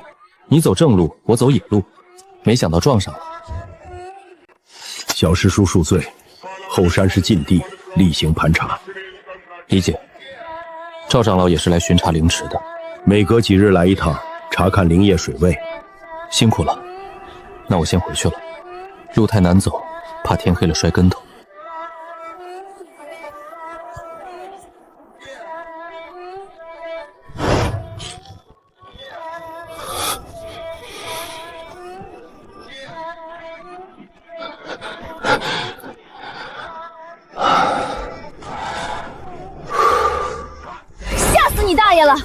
你好歹炼气3层，连个金丹修士靠近都没察觉。他故意收了气息，而且他不是从灵池方向过来的，是从东面那片丹房废墟绕回来的。尹灵文的终点就在那边，他从那边过来，说明他刚维护完阵法。那他为什么不杀你？因为他还不确定我知道多少。杀了我，萧长枪肯定会彻查，他不想节外生枝，所以你才说那套鬼话。不是鬼话，我确实有通行令，确实来提前熟悉地形，确实不小心撞上了他，只不过我不小心的方式比他想的要有目的性一点。尹灵文的终点不在宗外，是东面那片废弃丹房，赵衍清今天从那个方向绕回来的。丹房废墟，当年走火事故之后，我师风亲自下令封的。那我师父有没有说过那场走火事故的真正原因？他说是弟子炼丹时操作失误，但具体是谁他没提过。萧师兄，我需要进那片废墟看看。不行，那里面残留的丹毒很重，以你现在的修为进去出不来。那你打算怎么办？直接把赵衍清抓起来？我先调他的职，以后灵池巡查换人来做。尹灵文的事找几个信得过的长老去处理，治标不治本。你把他调开，他会知道自己暴露了，到时候他把尹灵文毁掉，就死无对证了。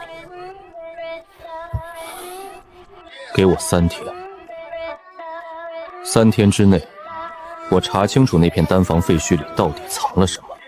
你什么都不用做，别打草惊蛇。你打算怎么进去？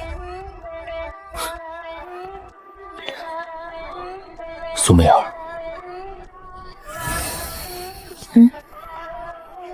你在天外天的时候，功法是什么属性的？阴属性。怎么了？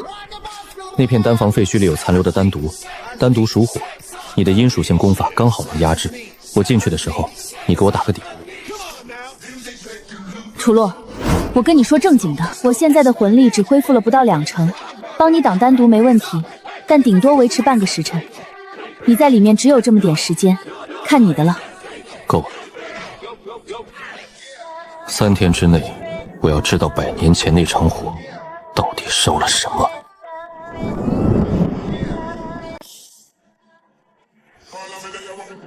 这阵法是师父那一代人布的，用的是2乙金火阵的变体，手法老派，但胜在扎实。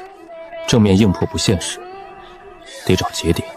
左侧第7块石头，阵纹有一处断裂，从那里进去不会触发警报。半个时辰，这丹毒比我想的浓，别乱跑。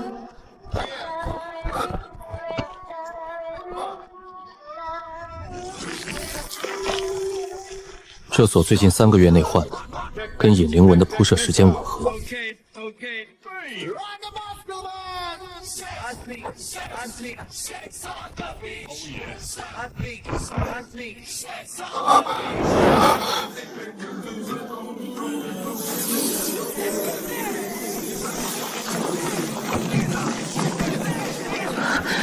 这是什么鬼东西？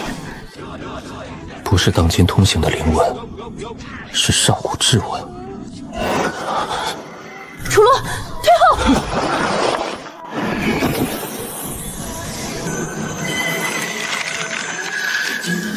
界碑，这是一块界碑，连接2个空间的锚点。连接哪2个空间？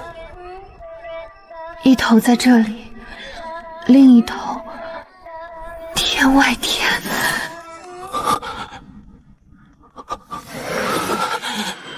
天外天，天外天，27千角。怪不得150年前师父选天玄宗做出发点，怪不得那次探索来的那么突然。这块界碑从一开始就在这里。有人在用灵池的灵液喂养这块界碑，封印正在被缓慢消解。按现在的速度，最多半年，封印彻底失效，到时候天外天的通道就会重新打开。微目间灯火幽微，我和你最天生一对。苏媚儿，你来翻译这句。献祭27魂，开天外天之门。27，跟我一起进去的师兄弟，整整27人全死了。那不是什么探索，是献祭。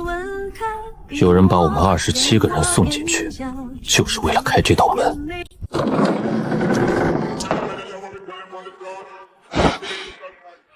查到了。萧师兄，你坐下。我接下来说的事，你得稳住。丹房废墟下面藏着一间密室，密室里有一块界碑，通往天外天的锚点。有人用灵池的灵液在喂养它，封印正在消解，最多半年，通道就会重新打开。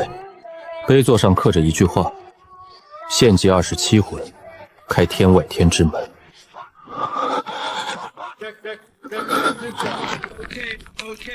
你是说，当年师傅带你们进天外天，是有人在幕后操控？师傅知不知情，我不确定，但那块界碑一直藏在宗门地下，守灵池的人最有可能知道它的存在。赵衍清管了灵池15年，够了。楚洛，这件事暂时只有你和我知道。我明白。在我查清赵衍清背后还站着谁之前，你不要轻举妄动。你现在只有炼气3层，万一对方狗急跳墙，我有分寸。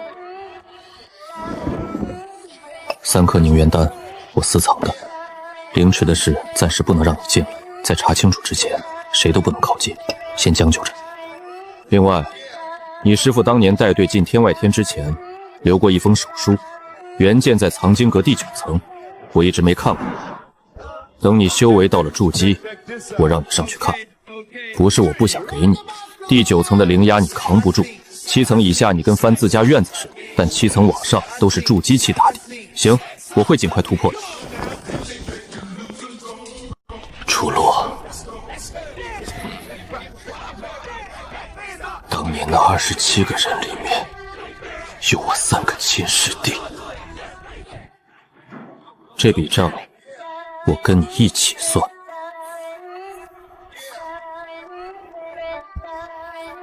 昨晚药浴的药力太猛了，再泡下去，这缸得报废。赵峰迟到了，站在门口像讨饭的。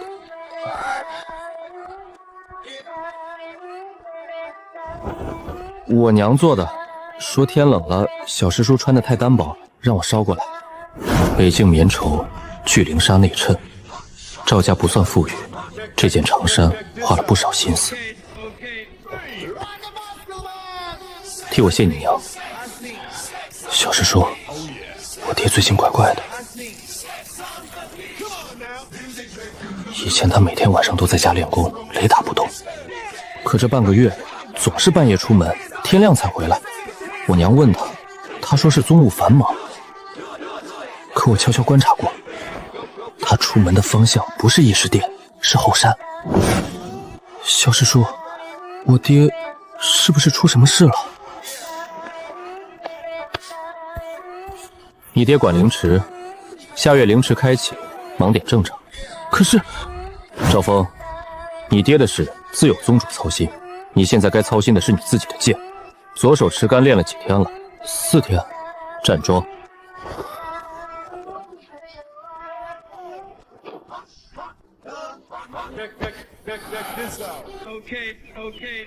赵衍清变得更频繁了，之前5天去一次后山，现在每晚都去，要么是察觉到了什么，要么界碑那边出了新情况。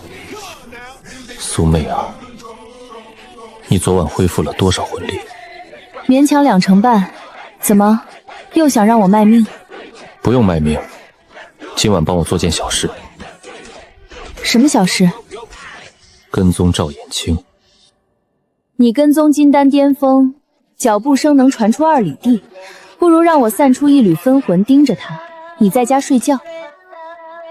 你分魂出去，安全吗？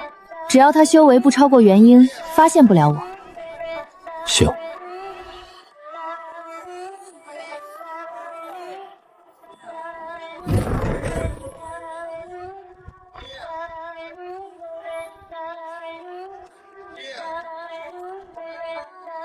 150年前的人世记录，谁管灵池？谁管丹房，谁有权出入后山。赵纯，赵延清的父亲。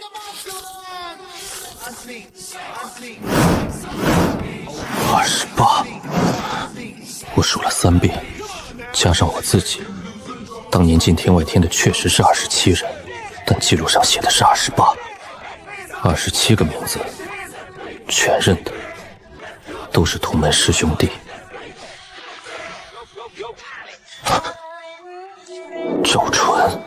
赵纯也进了天外天，但所有人的记忆里，包括我自己，都没有这个人。而且时间线上，赵纯进天外天是3008年3月，丹房走火是3009年7月，也就是说，他从天外天回来了。他是除了我之外第2个活着走出天外天的人。楚洛，你在天外天的时候见过这个赵纯吗？没有，27个师兄弟死的时候，我都在场，没有赵纯这个人。那他要么是在你们之前就离开了天外天，要么他根本没有跟你们一起行动。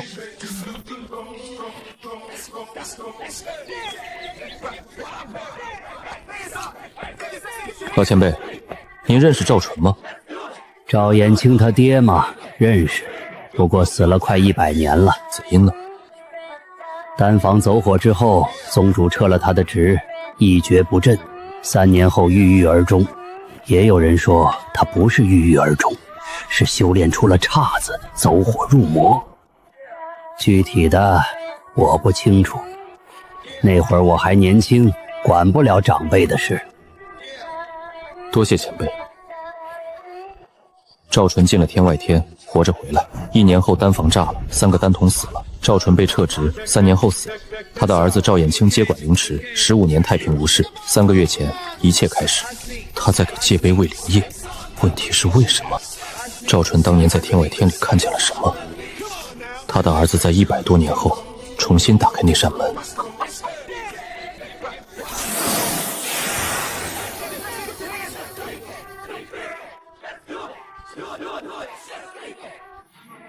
丹药品质不错，以我现在炼气3层的底子，1颗能顶3天苦修。不到关键时刻，好东西得省着用。赵延清亥时出门，走的黑松林东面的小路，他没去凌迟，直接去了丹房废墟。铁门上有锁，他有钥匙。在里面待了多久？1个半时辰。出来的时候，手里多了一样东西，巴掌大的玉片，上面有字。他出来后藏进袖子里，原路返回。玉片上的字看清了吗？太远了，看不清。但那块玉片散发的灵力波动很特殊，跟界碑上那颗暗红色宝石是同一种气息。还有一件事，他在废墟里的时候，我听见他说话了。自言自语？不，他在跟人对话，但废墟里只有他一个人，声音是从界碑的方向传出来的。界碑那边有东西在跟赵延清通话，天外天里的东西。他说了什么？隔得太远，只听到几个零散的字。快了，下月，大概就这些，足够。下月凌迟开启，赵延清说快了和下月，他在等凌迟开启的时机。凌迟开启时，100年积蓄的灵液会全部涌出。如果引灵纹全力运转，一夜之间就能把灵脉吸到枯竭。界碑的封印会在那股庞大灵力的灌注下彻底瓦解。天外天的门会在凌迟开启那天打开。苏妹啊，我们的时间不多了。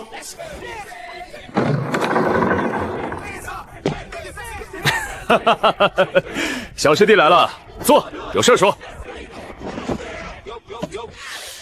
今早飞剑传书，从东海来的。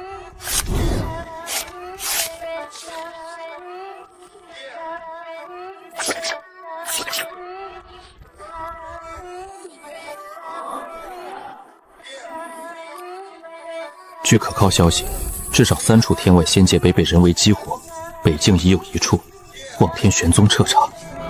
3处，不只是天玄宗。通天阁的消息灵通的很，他们做的就是情报生意。但这封信来的时机太巧了，我们前脚发现界碑，他们后脚就来信，要么是巧合，要么有人在通天阁里安了眼线。我看那帮做买卖的没一个好东西。不一定是通天阁的问题。信上说至少3处，这个数字要么来自他们自己的调查，要么来自别的渠道。不管怎样，这说明天外天的事不是某个人的独角戏，背后有一张网。赵衍清。哈哈哈哈哈！你可以说，昨晚长青已经把事情跟我讲了。赵衍清可能只是北面这个节点的执行人，他背后，或者说他上面还有人。那怎么办？直接把赵衍清抓了拷问。赵衍清是天玄宗3长老之一，贸然拿人，宗门会乱。而且抓了他，背后那张网不会现形，只会缩得更紧。凌迟下月开启，我怀疑赵衍清在等那个时间点引爆界碑。如果我们提前动手，他的同伙可能狗急跳墙，直接从其他2处界碑动手。到时候天外天的门照样会开，我们还自断一条线索。那就干等着。不是干等。第一，凌迟开启前，在引灵纹上做手脚，不破坏，但改变走向，让灵力灌进去的时候出岔子。第二，凌迟开启那天，赵衍清肯定会去废墟，我们在废墟设伏，把他和界碑那边通话的对象一锅端。第三，通天阁那封信回一封，就说天玄宗已查明情况，愿与各方联手，共同封锁天外天。你想钓鱼，通天阁的消息会传遍修仙界。如果真有一张网在操控3处界碑，他们看到天玄宗的消息，必然会加速行动，要么提前引爆，要么派人阻挠。不管哪种，都会露出更多尾。但有一个问题，在废墟设伏，靠谁？化神期。你炼气3从我元婴后期，赵衍清金丹巅峰不假，可界碑那边传过来的东西，万一是个化神期的大能呢？师兄，你见过化神期还需要别人帮忙输送灵力的？真是化神期，直接撕裂空间屏障就回来了，用得着这么大费周章？界碑那头的东西最多元婴。有道理。那就这么定。楚洛负责引灵纹改动，天书协助。日期凌迟开启前3天。萧师兄，还有一件事，赵纯，赵衍清的父亲，当年也进了天外天，宗务记录上写的是28人，不是27。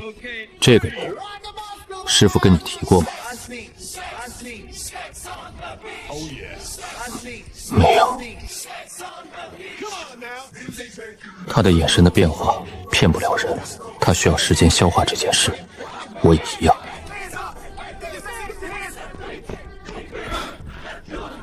师弟，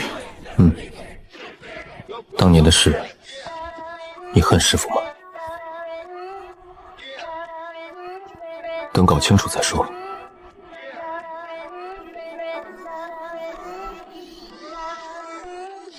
引灵纹用的是丝阵体系，纹路极细，走向灵活，但牵一二动全身，改动任何一条线路，相连的纹路全部偏移。硬改不行，动一条线全盘崩。你得用一种叫嫁接的手法，在原有纹路的分叉点上接一条新的引导线，把灵力的流向导到一个死循环里。赵衍清下次灌注灵力的时候，灵力会在死循环里空转，根本到不了界碑。你怎么知道嫁接手法？我在天外天那边也不是白活了几百年，阵法这种东西用来防贼最实用。他很少提天外天的事，每次触及语气都会变得不太对劲。小师叔，你让我翘了3节早课，就为了帮你刻石头？这不是普通的石头，这是引灵纹的嫁接节点，先在石板上练，练到闭着眼都能刻出来。什么引灵纹？干嘛用的？保密。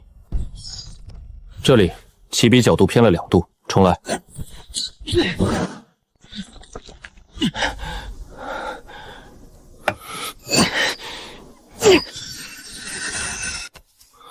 行了，后天晚上跟我走一趟。去哪儿啊？后山。后山，那不是禁地吗？有令牌，别废话。跟着小师叔混，迟早要出大事。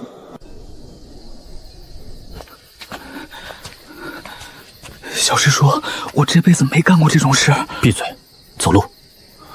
你在这里放哨，有人来，敲3下树干。200丈内无人，动手吧。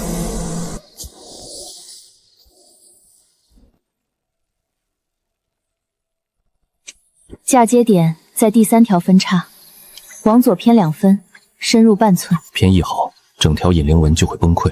赵衍清下次来，一眼就能看出问题。这个编动器会产生一种跟原始引灵纹几乎一模一样的反馈信号。赵衍清灌注灵力的时候，会以为灵力顺利到了界碑，但实际上灵力全在半路上打转。漂亮，你这手阵法功底放在我们那边也算一流。我是剑修，剑修里面最擅长阵法的。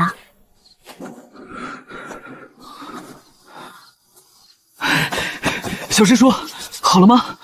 好了，走。小师叔，到底在搞什么啊？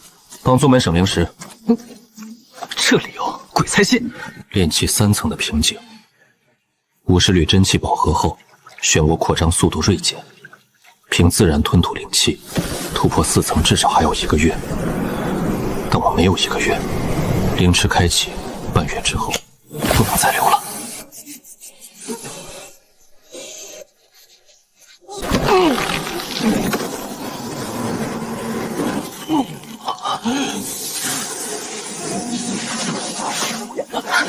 别硬撑，药力太猛，先排掉一部分。不排，9转混元诀第1转彻底重塑，药力越猛，冲击越大，根基夯得越实，前提是扛得住。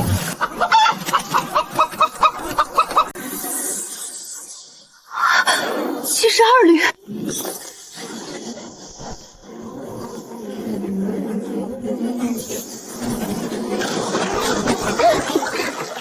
哎呀！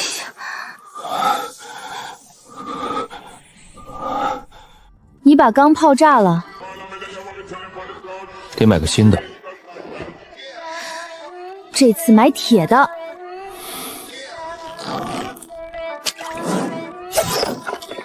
手劲够用了。苏媚儿，干嘛？剩下2颗丹药，等灵池那天再用。你打算一口气冲到什么境界？5层。炼气5层对筑基巅峰，你拿头打？拿脑子打。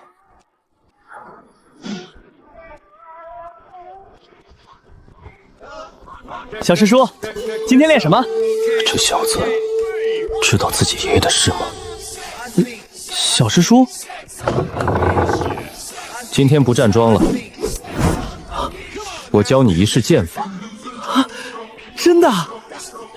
别急着高兴，这一式叫破煞，专门对付阵中困敌的局面。看好了，阵法的核心是阵眼，阵眼通常藏在最不起眼的角落。这一剑不求威力，只求精准。出剑路线要绕过所有阵纹干扰，直捅阵眼。再来，你的腰没跟上，剑法不是手上的功夫，从脚底发力，经过腰胯传到肩肘，最后到指尖。你的腰是死的，力传不上去。站桩的时候我让你举竹竿，就是在练腰腿的整合力。教他破煞，不全是为了传授剑法。半个月后灵池开启，废墟里那座界碑周围肯定有阵法防护，到时候局面有多复杂，谁都说不准。赵峰早晚会知道他爷爷的事，与其让他毫无准备的面对，不如先在能力上给他打个底。啊！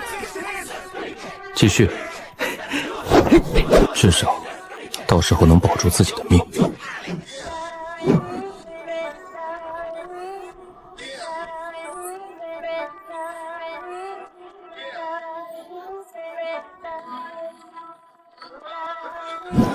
出事了，赵延清跑了。什么时候的事？就刚才，不到半个时辰前，萧长青安排了2个信得过的内门弟子暗中监视他。今天午时，赵衍清照常出门，没去练功场，去了山门外的集市。暗哨满骑士转了3圈，连个影子都没找着。他走之前有什么异常吗？有，这是在他书房地上找到的，掉在桌角下面。走得太急，没来得及收。是信，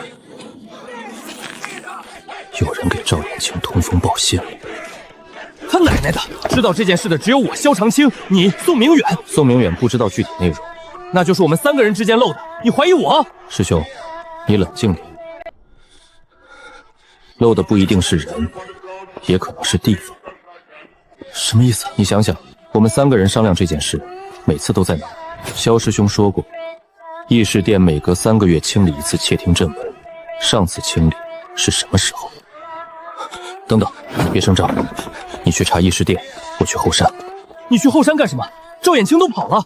他跑了，尹灵文还在，戒碑也还在。他要是狗急跳墙，最可能做的不是逃跑，是提前引爆戒碑。来不及解释了，快！小师叔，我跟董世伯一起来的，发生什么事了？没时间解释了，跟我走，带上你的剑。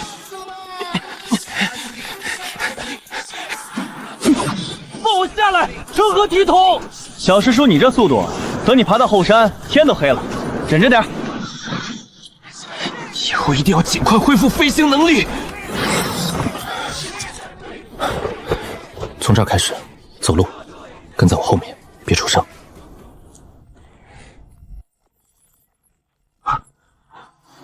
尹灵文在全力运转。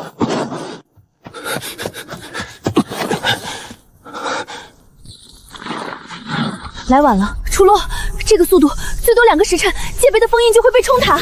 赵衍清赶在逃跑之前，最后来一趟后山，他不是维护，是激活，把尹灵文的功率拉到最大，用凌迟100年积蓄的灵液强行冲击戒备封印。宋明远，我说什么你做什么。在。现在用你的剑，沿着这条灰色的线，每隔1丈斩一剑，切断它。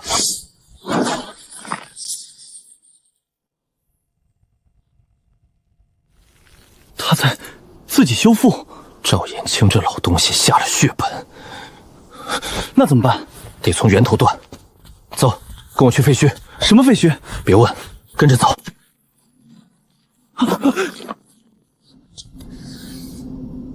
赵衍清把口子堵了，正面进不去了。宋明远，你的剑是什么属性？金。金克木生火，不对路，硬砸。你金丹期的全力一击，能不能把这面墙凿断？凿是能凿，但封禁阵会反震，我大概会断几根配骨。断了我给你接，砸不砸？砸！天罡剑法！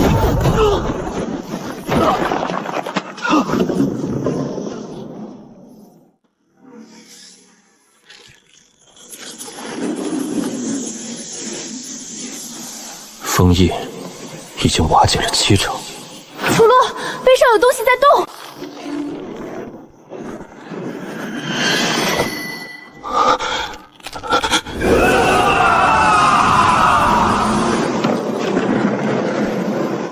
老朋友，你居然活着回来了。我们在天外天见过。27魂已现，将门开。尔为第28，归来。第28，当年进入天外天的是28人，赵纯提前离开，剩下27人全部死了。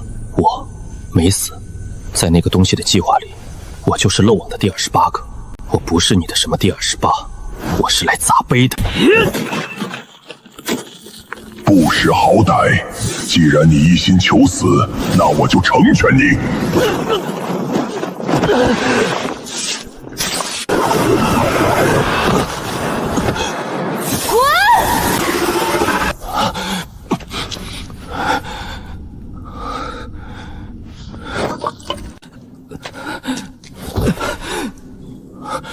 别看那个，看碑座。用你的剑看碑座，把尹灵文全部切断。蝼蚁，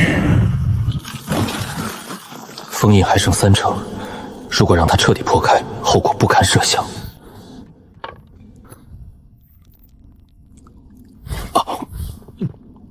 你疯了！2颗一起吃，你的经脉会炸。结束，反向使用。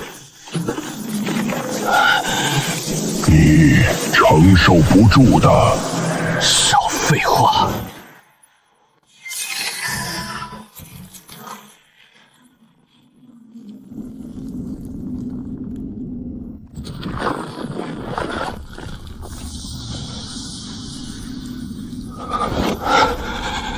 小师叔，真气108缕真气，炼气5层，戒备碎了，天外天的门暂时打不开了。苏媚儿，别吵，让老娘睡会儿。党那一下精神攻击，在全程护着我的神魂，他把自己榨干了。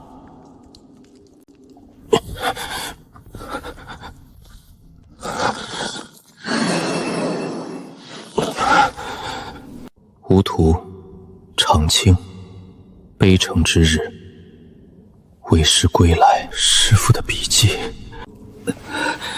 小师叔，没事，没事。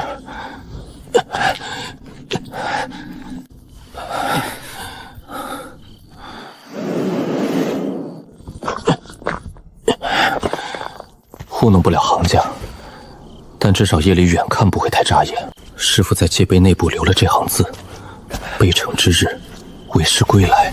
什么意思？师父要从天外天回来，还是师父一直就在天外天里，或者师父从来没有离开过？这是一次探索，随为师进去。27个人死了，灵魂献给了戒碑。如果师父从一开始就知道需要27条命去打开那扇门呢？师父，你到底要做什么？小师叔，你还好吧？没事，刚才想事情，走神了。我还是自己下去走吧。闭嘴！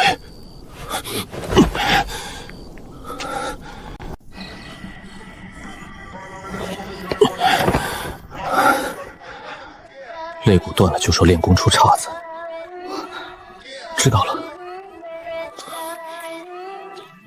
小师叔今晚不对劲。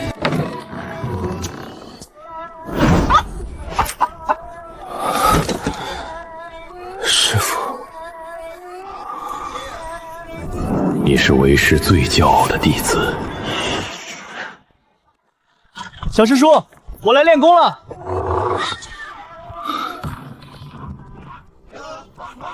小师叔，我爹走了。我娘今天早上起来，发现爹的东西收拾了一半，衣柜里少了2件衣服，书房里的私人物品也带走了，桌上留了一封信，信上说他有要事离宗，归期未定，让我和娘不用找。小师叔，我爹是不是出事了？你爹的事，萧师兄在处理。赵峰，你现在最不该做的事就是满宗门打听。可信放着，该练功练功。可你相信你爹吗？信不信由你自己定，但在事情搞清楚之前，你别瞎跑，知道吗？知道了。那就扎马步，萧长枪得去见他一面，但说什么，把那行字告诉他。萧长枪看到这行字会是什么反应？如果他不知情，他会跟我一样，陷入对师父的怀疑和愤怒。如果他知情，不能说，至少现在不能说。我需要更多的证据，需要搞清楚萧长青到底是不是局中人。赵峰，站够1个时辰自己走，我有事出去一趟。好。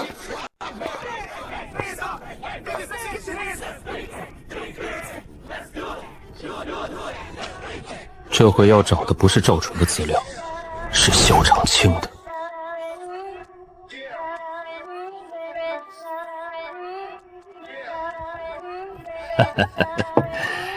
小师叔又翻旧账，随便看看。老前辈，你在宗门多少年了？ 190年，打我师傅那辈就开始守着藏经阁。那萧师兄入门的时候，你应该在。宗主，你师傅对他好得很，3天一指点，5天一传法，恨不得把平生所学一股脑灌进去。师傅对其他弟子也这样，也好，但没到那份上。你师傅这人外冷内热，嘴上不说，但谁是他心尖子，大家心里都有数。那我呢？你师傅的原话叫“璞玉天成，不可雕琢太过”，意思就是你小子天赋太好，他怕教多了反而把你诓死了，所以对你管得松。管得松？里面可能有大机缘，放手去闯。放手去闯，去闯还是去送死？修炼进度稳定，宗务表现出色，在天玄宗的历史上算快的，但不算妖孽。跟我比，差着一个档次。但萧长枪赢在另一个东西上，位置。师父出事之后，其他长老要么跟着探索队进了天外天，要么在后续的混乱中受了波及。只有萧长枪稳稳当当地留在宗门，接过了烂摊子，太稳了。出发时间是3月初1。萧长青被安排去东海出差，回来的日子卡在出发之后。师父提前把萧长青支走了，这到底是保护还是避嫌？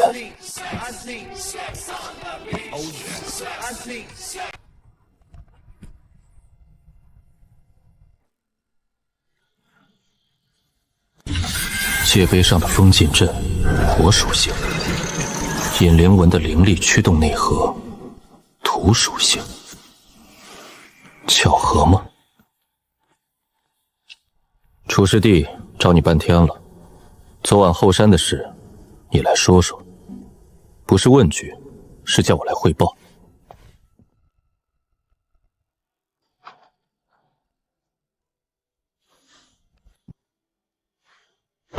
界碑毁了，赵衍清引爆了引灵纹，失败后便逃之夭夭了。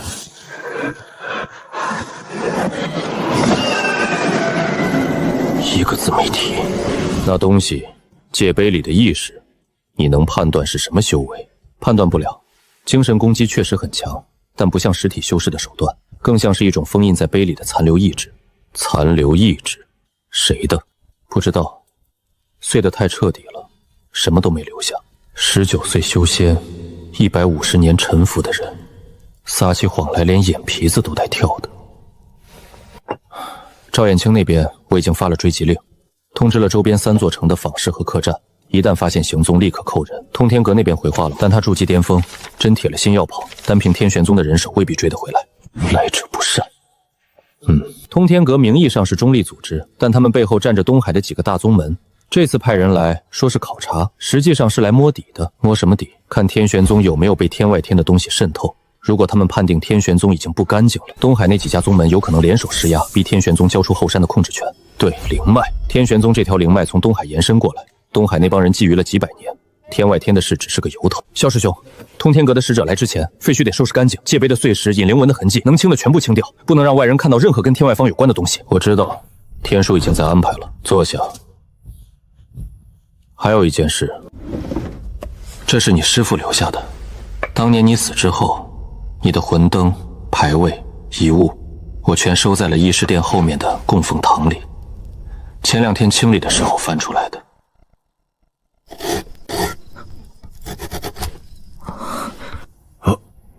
字写的跟狗刨似的。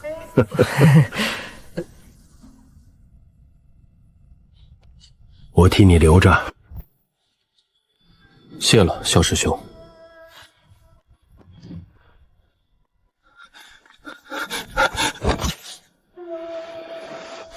不是累，是手里这块木牌太重了，此去修仙，无问西东。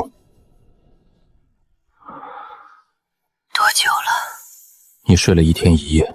界碑呢？碎了。那个眼睛呢？灭了。你从碑里面抽的那些灵力，身体扛住了？扛住了，炼气5层。你命真硬。托你的福，媚儿，你先养着，接下来几天我得靠自己了。出什么事了？跟你说了你也帮不上忙，少操心，多睡觉。他太累了，连斗嘴的力气都省着。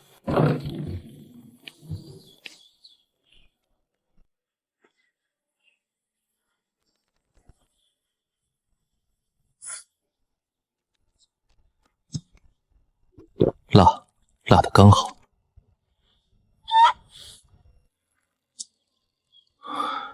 3天了，赵峰还没来。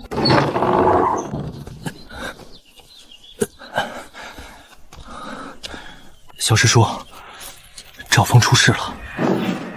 他去追他爹了。昨天半夜翻了山门，一个人往北边跑的。守门弟子发现的时候，已经跑出去30里地了。谁告诉他赵衍清往北走的？追子不知道。按说赵峰不该知道方向，但他是赵衍清的儿子，自家人了解自家人的习惯也不奇怪。人追回来了吗？追回来了，董师兄亲自飞剑去劫的。劫回来的时候，赵峰死活不肯回来，董师兄把他扛在肩膀上硬扛回来的。现在关在那面紧闭房里，萧宗主说等风头过了再放出来。带我去看他。小师叔，萧宗主说禁闭期间不让任何人探视。我是他师叔。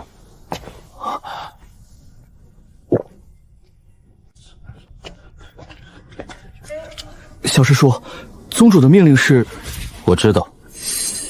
啊！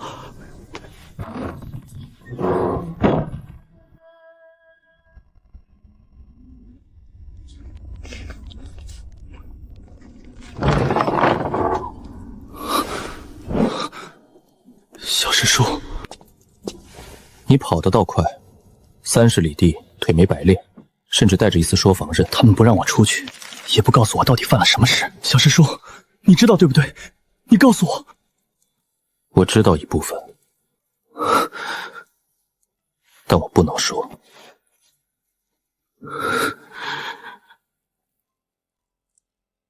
赵峰，你爹做了一件事，这件对天玄宗影响很大。到底是他自己要做的，还是被人逼的，还是被人利用的？目前没有定论。那就是说，他不一定是坏人。不一定是。那你们为什么要追他？让我去把他劝回来不行吗？他听我的话。他如果听你的话，就不会半夜不告而别了。你爹的事，我和萧师兄在查。你现在能做的只有一件，在禁闭房里老老实实待着，别给任何人落下画饼。什么画饼？你是赵衍清的儿子，你爹跑了，你也跑，外面的人会怎么想？父子俩一伙的，心里有鬼。我只是想找他。我知道，但别人不会这么想。你在这里面待几天，等事情过了，我来接你出去，继续练你的剑。破阵那一式，左手再练300遍，出来的时候我检查。谢谢小师叔。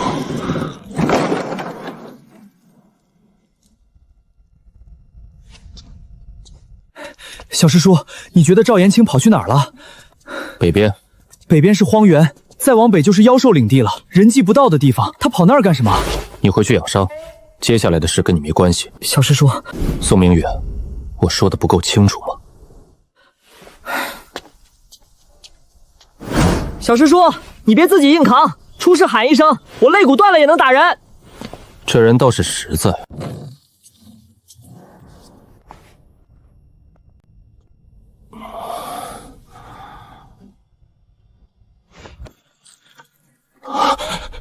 你来的正好，有发现。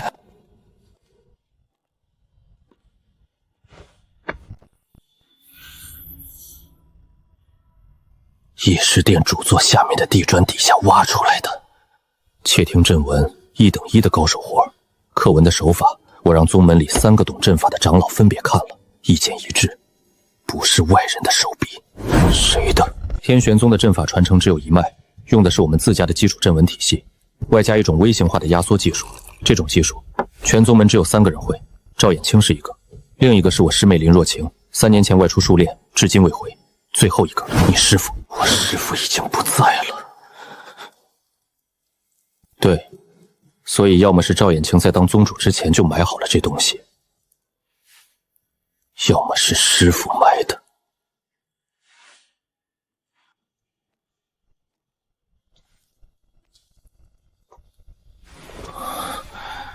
这个位置在主座正下方，坐在上面的人说什么，灵师全部录了。录完之后呢，传到哪里？我查过了，灵师跟那块玉片是配套的。灵师采集声音，玉片接收，2样东西只要在同一座山的范围内，就能实时传输。玉片，苏美尔跟踪赵衍清那天说过，他从废墟出来时手里多了一块巴掌大的玉片，所以赵衍清每隔几天去废墟，不仅是维护引灵文，还在取回窃听到的情报。萧长青在议事殿里说的每一句话，他全听见了。师兄，议事殿是哪年建的？天历2992年，当时旧殿年久失修，师傅拨了一笔灵石，翻新2992年，萧长青入门是2987年。建殿的时候，师傅就把窃听阵纹埋进去了。师傅到底在下一盘多大的棋？这东西先收着，别告诉萧师兄。为什么不告诉他？他是宗主，他应该……师兄，你有没有想过一种可能？这颗灵石收集到的情报，最终的去向不是赵延清。赵延清拿玉片取信息，取完之后呢，他自己用。他一个灵池管事偷听宗主议事有什么用？他得交给上家。上家是谁？师兄，你回去想想，想清楚了再来找我。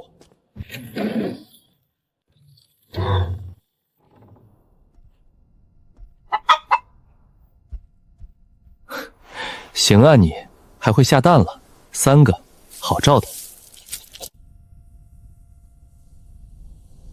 师傅造境碑。师傅带28人入天外天，27人献祭，赵纯提前离场，我意外存活。师傅在议事殿埋窃听，赵纯的儿子赵衍清接管灵池，15年太平，3个月前突然开始偷灵液为戒碑。师傅到底在下一盘多大的棋？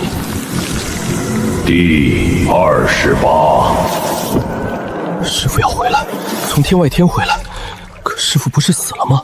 魂灯灭了150年。别想那么多，先活着。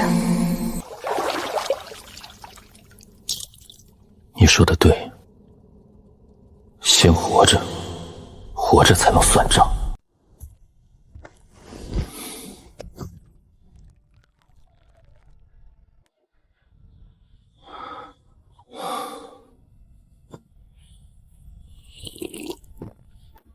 赵老头，你到底在替谁卖命？跟你说呢，喝点，壮壮胆儿。过2天有外人来，别丢你主人的脸。通天阁的人10天后到，赵衍清碎了，引灵纹断了。表面上看，天玄宗的危机解除了，但暗处那只手并没有收回去。南疆和西域还有2处界碑，天外天的门只堵上了北边这一扇，另外2扇。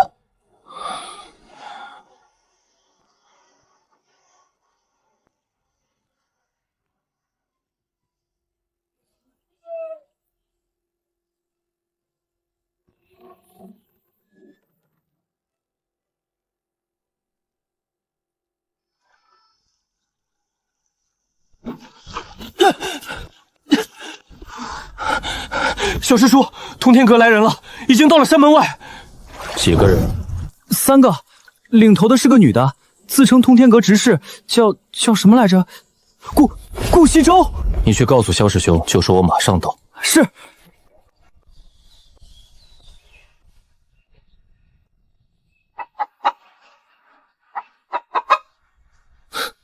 你倒是高手。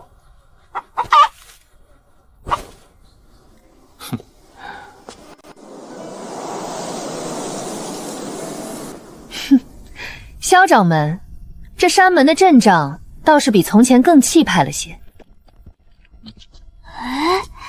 天玄宗萧长昌见过顾执事。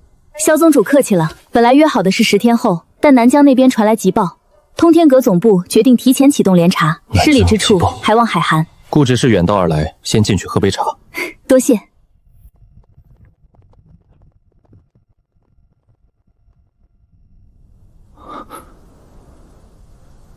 议事殿的窃听阵纹虽然挖掉了，但谁知道还有没有别的？少说为妙。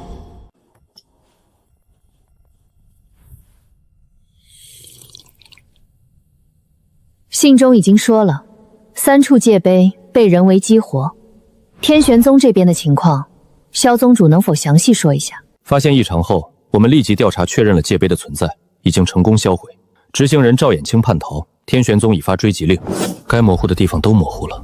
萧师兄的话术拿捏得很到位。销毁了？对。碎片还在吗？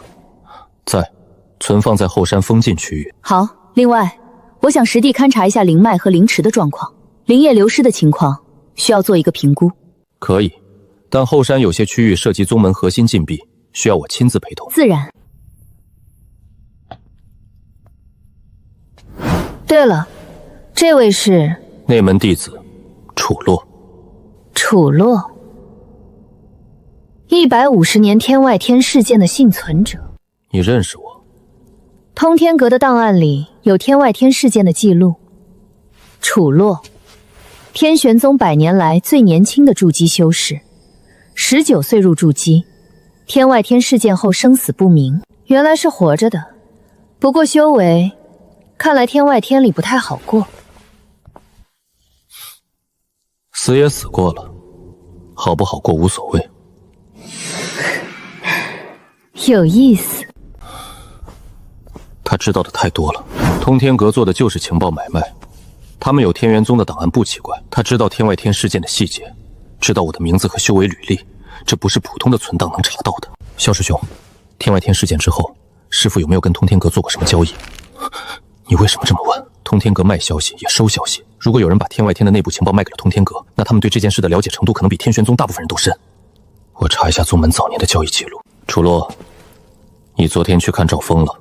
看了，我让你别去。他是我徒弟，赵峰的事你自己拿捏分寸，但有些事该瞒他的，瞒住，我分得清。从2个人加到4个，一个炼气7层的愣头青，2个守卫绰绰有余，加到4个，是怕赵峰跑，还是怕别人来？通天阁来了个厉害角色，你听到了？能不听到吗？你揣着我进了议事殿，他身后那个背箱子的那个人不对。哪里不对？他身上没有灵力波动，一点都没有。一个普通凡人不可能出现在通天阁的队伍里，要么是完全封锁了修为，要么他练的是一种极端特殊的功法，连灵力的气息都能抹掉。那个少年呢？筑基初期纯得很，就是个跟班弟子，没什么特别的。媚儿，明天他们要去后山勘察，我得跟着。你跟着干什么？你一个炼气5层去了也是摆设。摆设有摆设的做处，他们所有人的注意力都会放在萧师兄和后山的遗迹上，没人会盯一个炼气5层的小喽啰。搞事是我偷偷搞事。你又想偷偷搞事？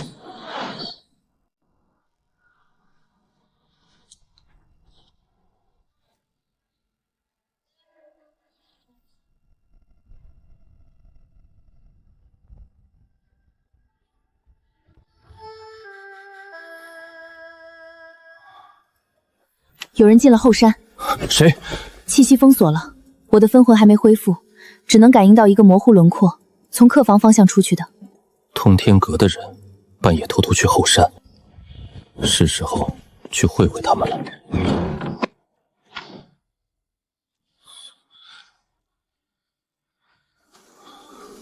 炼气5层的神识覆盖15丈，在夜里基本等于瞎子，只能靠听。客官，您的货。行家，修为差太远，跟上去只会打草惊蛇。东北不是戒备废墟的方向，那个方向是灵池。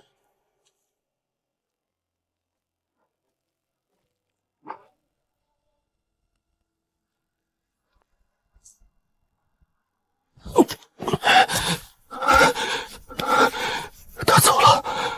他去了灵池。不是踩点，他在检测灵脉的状态。灵池下个月才开启，他提前去踩点。如果通天宗的信上说多处灵矿中的灵也出现了枯竭征兆，为什么？那就证实他们的推断，天外天的空间壁障变薄，正在呼吸周围的灵脉。那不是正好让他们查清楚了，帮天玄宗解决问题不好吗？灵脉是天玄宗的命根子，通天阁调查灵脉，不管结论是什么，调查结果会传回东海的大宗门。如果灵脉出了问题，东海那帮人会以保护灵脉安全为由插一脚进来，保护来保护去，天玄宗的地盘就变成了别人的。明天我得想个办法，在勘察的时候把他们的注意力引开。怎么引？还没想好，先睡了再说。你别吵了。外面有通天阁虎视眈眈，里面有戒备余波未平。萧师兄的立场不明，赵衍清在逃，赵峰关在禁闭房里。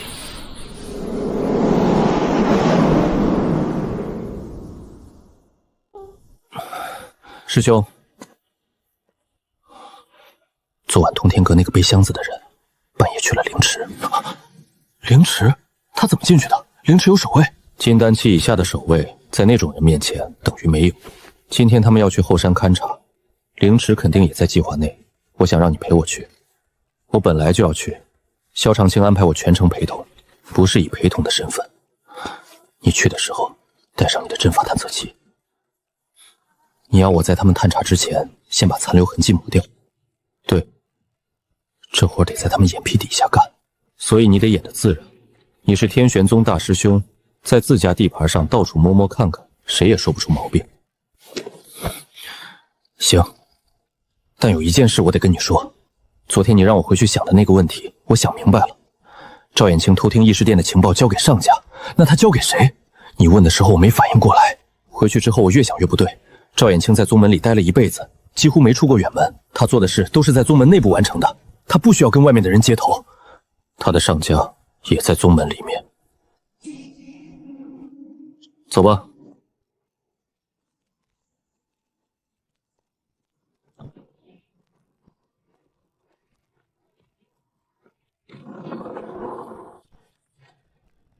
界碑原在此处，碎石已封存，需要的话可以调取查看。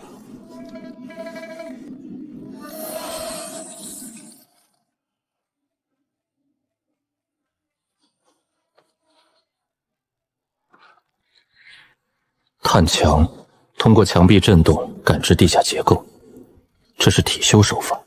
残留的灵力波动确实是天外天的气息，不过浓度很低，说明界碑在数天前被摧毁，跟萧宗主说的时间吻合。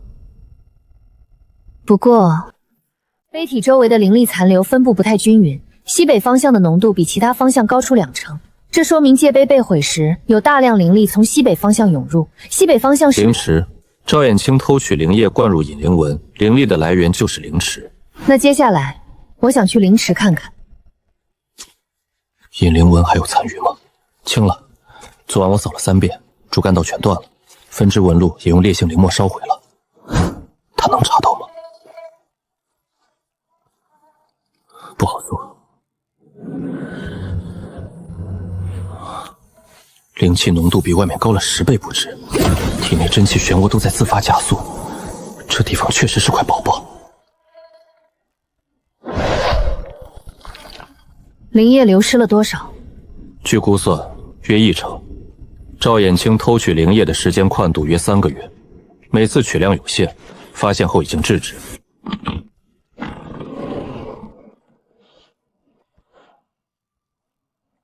灵脉探针，通天阁的招牌货，市面上买不到。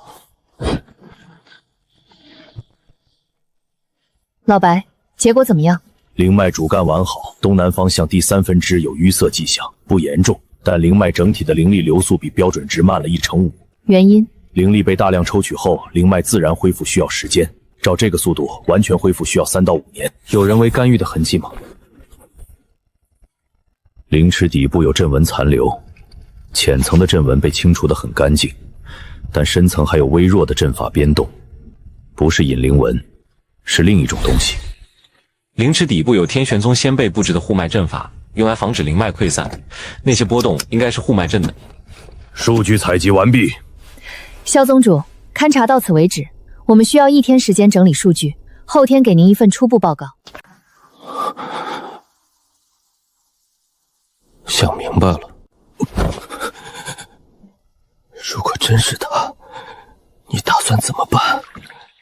证据不够，我不会动手。师兄，你跟萧师兄相处几10年了，你觉得他是那种人吗？我觉得不是，但觉得不是跟事实不是，是两码事。那就去找事实，怎么找？通天阁后天出报告，报告里不管写什么，萧师兄都会给出回应，到时候就能知道他的立场。如果他的回复没问题呢？那最好；如果有问题呢？有问题的话，师兄，到时候拿人的事就得你来。对自己人动手，我从来没干过，我也没干过。但规矩是规矩，如果萧师兄真的站在天外东那边，那么不管他有什么苦衷，天玄宗1000多号人的命都比他重要。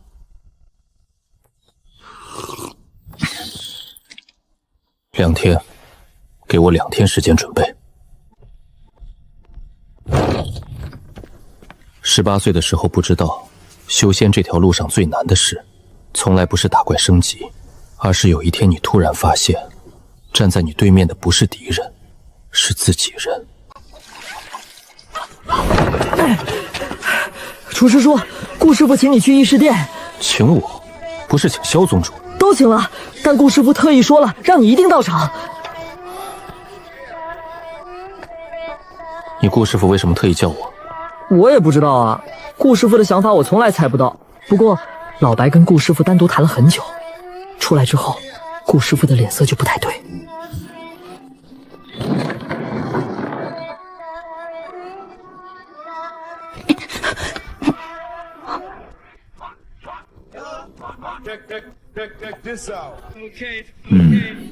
人齐了，我长话短说。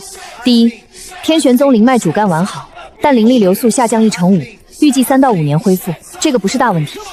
第二，界碑虽然被毁，但天外天的空间壁障在本区域的厚度已经下降了40%。换句话说，即使没有界碑，只要灵力波动足够强烈，空间壁阵仍有可能被撕裂。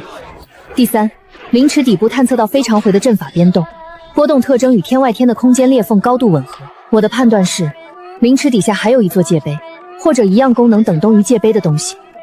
灵池底下有第2座界碑，这个消息是真的被捅到了明面上。灵池底部的阵法波动，我们知道天玄宗先辈在灵池底部设有多重封锁，部分阵法的联动特征的确类似于空间类法器。这是因为灵池本身就建在一处先天空间节点上，也是灵脉汇聚于此的原因。解释得通，但最终还是取决于通天阁信不信。萧宗主的说法我记录在案，但作为联查的一部分，通天阁需要对灵池底部进行更深入的探查。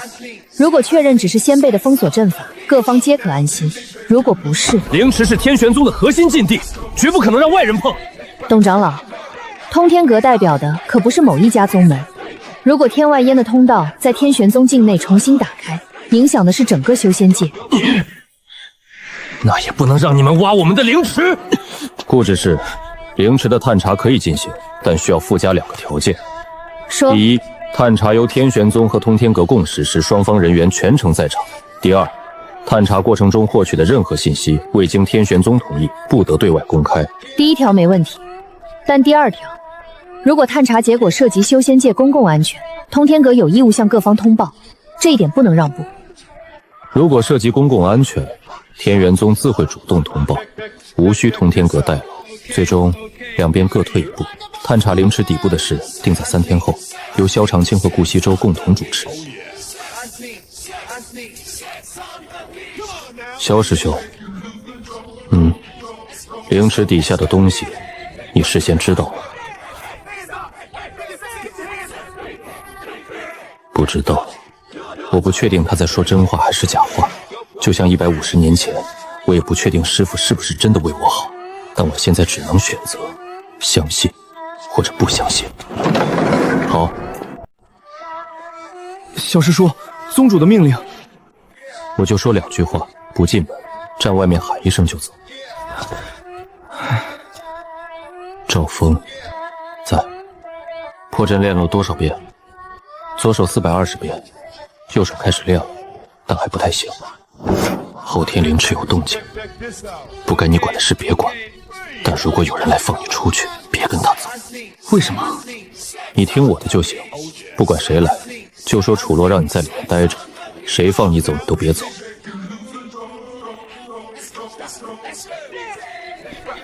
你为什么不让赵峰出来？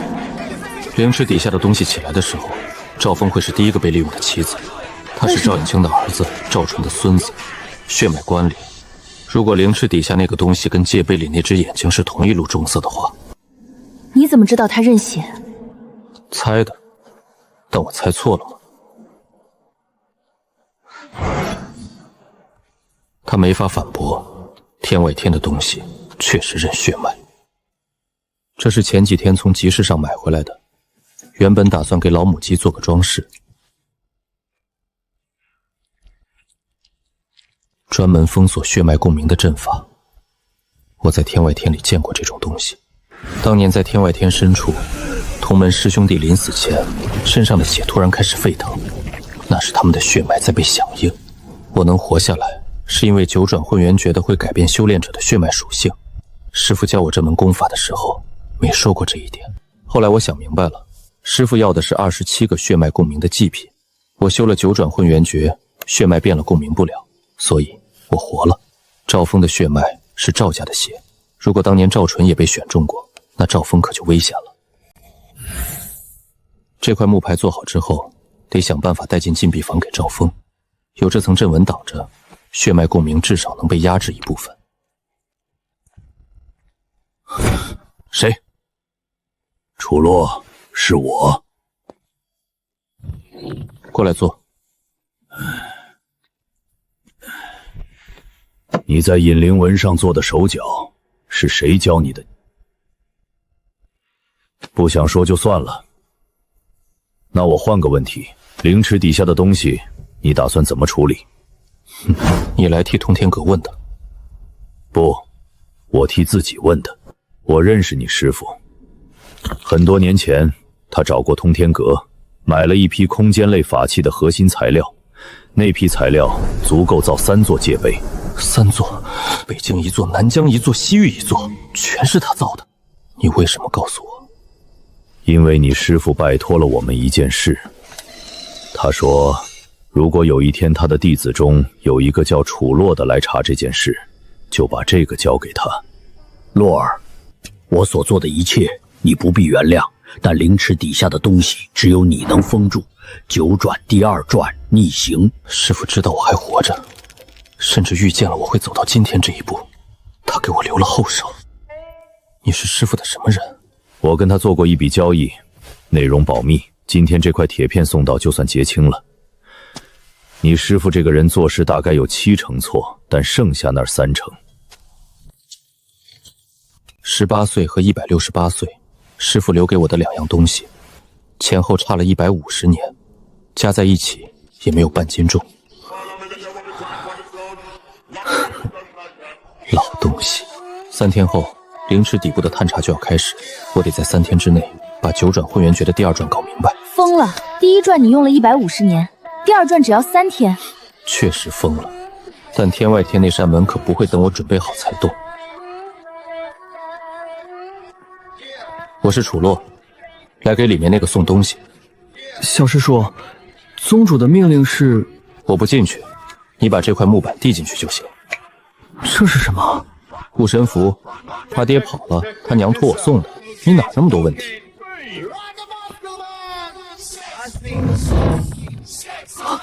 小师叔，别出来，木牌贴身放着，别拿下来。楚师叔，我……东西送到了，我走了。师叔，破阵那一式，我右手练到160遍了。你真要试？不试还能怎么办？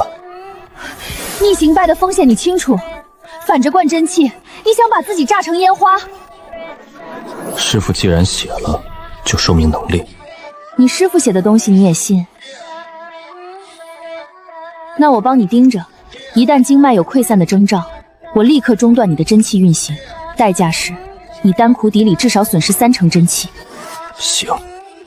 另外，逆行第2转如果跟你的血脉属性有关，那你师父当年教你九转混元渠的真正目的，可能不只是保你一命。我知道。逆转。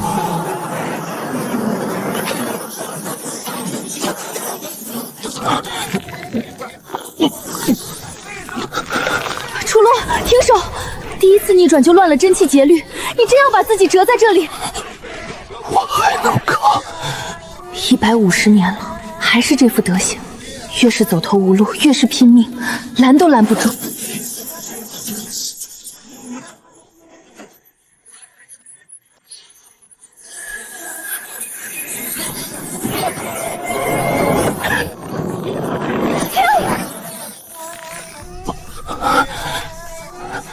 别再给我一些时间！你不要命了吗？你别忘了，你是我相公，你不准死！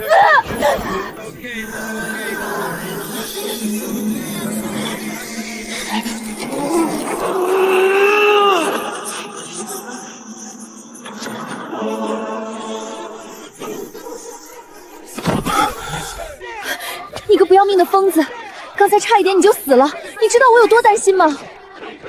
第二转逆行成了。